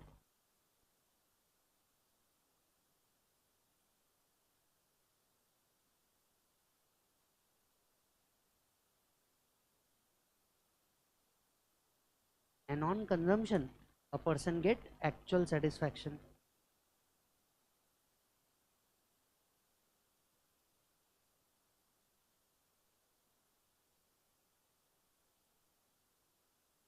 Yes, on consumption a person get actual satisfaction. चलिए नेक्स्ट पॉइंट बताइए, क्या यूटिलिटी यूजफुलनेस भी होती है? क्या यूटिलिटी का मतलब होता है यूजफुलनेस? जरूरी क्या जो प्रोडक्ट हम कंज्यूम करें वो यूजफुल भी हो? Any example? अल्कोहल जरूरी थोड़ी ना, राइट? जो हम पी रहे हैं वो यूजफुल भी हो हमारे लिए, जरूरी बिल्कुल नहीं है ना, राइट? हम लोग सिगरेट पी रहे हैं, सर वो जरूरी थोड़ी ना वो सेटिस्फाइंग है। यस, जो पी रहा है उसके लिए तो सेटिस्फाइंग है ना ब्रो, सेटिस्फाइंग है, यूजफुल नहीं है। तो utility is not equal to usefulness, utility is equal to satisfaction. So utility is not equal to usefulness.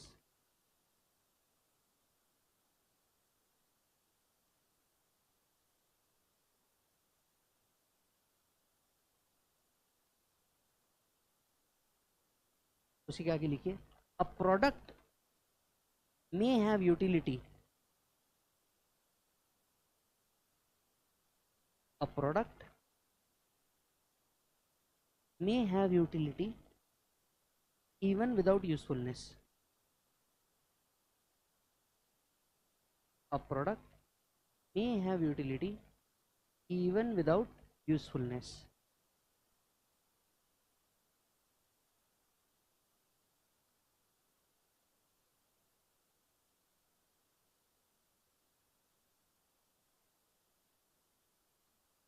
Is that done? आपको पता है यूटिलिटी को लेकर के दो थॉट्स है, यूटिलिटी को लेकर के दो थॉट्स है इकोनॉमिस्ट के बीच में. Some of the economist think that utility can be measured in numbers. जैसे मैंने अगर कोई प्रोडक्ट कंज्यूम किया तो I can rate it in the measure of whatever his money. Yes, तो कुछ लोग ऐसे हैं जो कहते हैं यार utility can be measured in numbers, cardinal numbers में आप इसे मेजर कर सकते हैं. तो वो होता नहीं है, कोई भी प्रोडक्ट को लेने के बाद आपको बोलते हैं रेटिंग दो, कि भैया 1 to 10 का आप रेटिंग दो, फिर आप उसमें से कुछ तो रेटिंग देते हैं. तो आपने उस प्रोडक्ट को कंज्यूम करके टेक्निकली क्या दिया, एक नंबर दिया, आपने कार्डिनल नंबर दिया. Yes, this approach is called as cardinal approach to utility. जहां पे एल्फ्रेड मार्शल कहते हैं, कौन कहते हैं? एल्फ्रेड मार्शल कहते हैं कि बॉस यूटिलिटी को हम मेजर कर सकते हैं नंबर्स में. तो कहते हैं यार मैंने कोई भी प्रोडक्ट कंज्यूम किया तो मैं ये बोल सकता हूँ मेरे को 5 का यूटिलिटी मिला, 10 का यूटिलिटी मिला, 15 का यूटिलिटी मिला, वट एवर, मैं उसको नंबर्स दे सकता हूँ. तो पहला स्कूल ऑफ थॉट है that utility can be measured in numbers. दूसरा स्कूल ऑफ थॉट है utility can't be measured in numbers. तो हिक्स एंड एलन, ऐसे दो इकोनॉमिस्ट है, हिक्स एंड एलन. वो कहते हैं कि देखो यार हर चीज तुम पैसे से नहीं तोल सकते, हर चीज को तुम नंबर्स में नहीं बता सकते तुमको कितना सेटिस्फैक्शन मिला. Yes, right. अब इमेजिन करिए, इमेजिन करिए आपने एकत्वम का क्लास लगाया, बराबर है, आप फर्स्ट अटेम्प्ट में पास हो गए. अभी इमेजिन करके देखो ना, क्या तुम इसको नंबर्स में बता सकते हो क्या कि मैंने इतना दिया था तो इतना हुआ? या फॉर दैट मैटर किसी डॉक्टर ने आपकी लाइफ सेव करी थी, राइट? ऑपरेशन के 30,000 नहीं लिए उसने, और उसने आपकी लाइफ सेव कर दी किसी थ्रेटनिंग चीज से. अब आप क्या बोलोगे, आपको सेटिस्फैक्शन कितने का हुआ? 30,000 का. Your life is more precious than that 30,000. हाँ या हाँ, राइट? मान लो आपको किसी एडवोकेट ने, मान लीजिए आपके पास एक पोर्शे है, आप पोर्श चला देते किसी पे, इमेजिन कीजिए, ठीक है, एंड एडवोकेट आपको बाइज्जत बेल में बाहर निकाल देता है, और एडवोकेट को आपने 1 लाख रुपीज या समथिंग फीस दे दी. तो जो बंदा बेल पे बाहर आया वो क्या सिर्फ इतना ही सोचेगा क्या, 1 लाख रुपए is the satisfaction I got, कि उससे ज्यादा का सेटिस्फैक्शन है? तो हिक्स एंड एलन का कहना था देखिए कुछ चीजें ऐसी है डेफिनेटली जिसको आप नंबर्स में तोल सकते हो, but there are more things जिसको आप नंबर्स में नहीं तोल सकते. यस, माँ का प्यार आपको कितना सेटिस्फैक्शन दिया बताओ, काउंट करके बताओ. आप कभी बता पाओगे क्या नंबर्स में? माँ का इतना, बाप का इतना, भाई का इतना, दादा का इतना, सबका बदला लेगा तेरा भाईजन. बता सकते हो क्या? नहीं बता सकते. तो there are two school of thought with respect to utility. One school of thought, पहला अप्रोच कौन सा अप्रोच है बेटा? Cardinal approach. और दूसरा अप्रोच है बेटा ऑर्डिनल अप्रोच. तो there are two approaches to utility, पहला कार्डिनल अप्रोच, दूसरा ऑर्डिनल अप्रोच। कार्डिनल अप्रोच को दिया है, कार्डिनल अप्रोच को देने वाले व्यक्ति का नाम है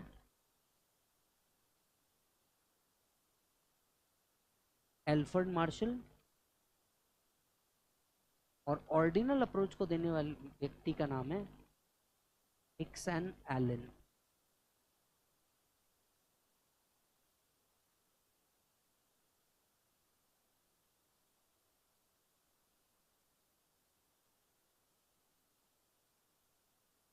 utility can be measured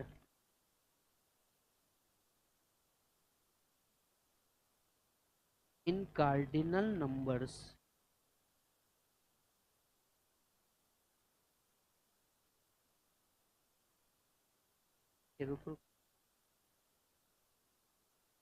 so utility can be measured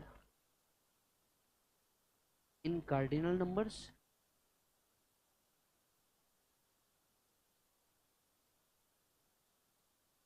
utility cannot be measured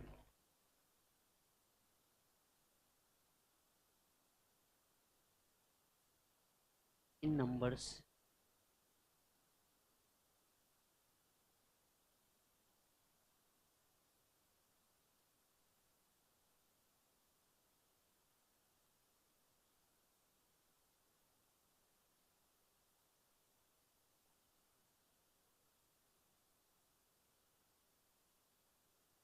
Is that done?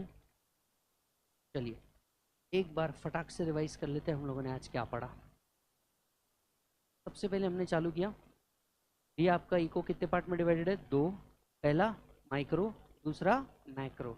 Yes, कितने बुक्स मिलने वाले थे मालिक? दो, एक कंसेप्ट बुक मिलेगा, एक एमसीक्यू बुक मिलेगा, क्वेरीज होगी, यू कैन आस्क हियर और you can mail me. 5 topic है, 5 टॉपिक का एनालिसिस मैंने आपको क्लियरली बता दिया कौन सा टॉपिक कितने मार्क्स को आता है। देन वी स्टार्टेड, सबसे पहले हमने समझा व्हाई इकोनॉमिक्स इज इंपॉर्टेंट। हमने समझा भैया human wants are unlimited and resources are scarce, तो हमें क्या करना होगा? लिमिटेड रिसोर्सेज को एलोकेट इस तरीके से करना होगा that maximum of our wants can be satisfied, because all wants can not be satisfied. Yes और नो? रिसोर्सेज जो स्केर्ड है वो किसके लिए है? हमने समझा कि भैया वो सिर्फ किसी ह्यूमन के लिए या इसके लिए नहीं है, नेशन एज अ होल ही स्केर्ड रिसोर्सेज है। फिर हमने समझा लाया किसने था? भैया एडम स्मिथ ने लाया था इन द ईयर 1776, और इनकी एक बुक बहुत बड़ा काम कर गई, वेल्थ ऑफ नेशन।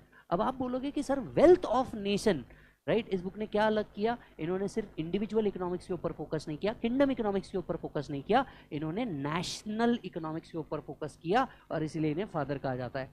फिर हमने देखा कि भैया वांट्स कितने प्रकार की होती है? 3, नेसेसिटी, कंफर्ट्स, लग्जरीज। यस और no? Wants person to person और टाइम टू टाइम डिफर कर सकती है, और कोई भी वांट को सेटिस्फाई करके हमको क्या मिलती है? यूटिलिटी। यहां से हमें एक और वर्ड मिला, यूटिलिटी। हम यूटिलिटी ढूंढने निकल गए।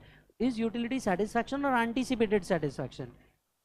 Is utility equal to usefulness? No, but utility means satisfaction और एंटीसिपेटेड सेटिस्फैक्शन। फिर 2 स्कूल ऑफ थॉट मिले यूटिलिटी को लेकर के, एक जो कहते हैं यूटिलिटी को आप नंबर्स में मेजर कर सकते हैं, दूसरा यूटिलिटी को आप नंबर्स में मेजर नहीं कर सकते, राइट? तो एक है कार्डिनल अप्रोच टू यूटिलिटी, दूसरा है ऑर्डिनल अप्रोच टू यूटिलिटी। पहले वाले को देने वाले व्यक्ति का नाम है एल्फ्रेड मार्शल, दूसरे वाले व्यक्ति को देने का नाम है Hicks and Allen. Is that done? Yes मालिक, that's it. We'll stop here for the day and we'll continue tomorrow. I guess ये लास्ट लेक्चर था ना आपका?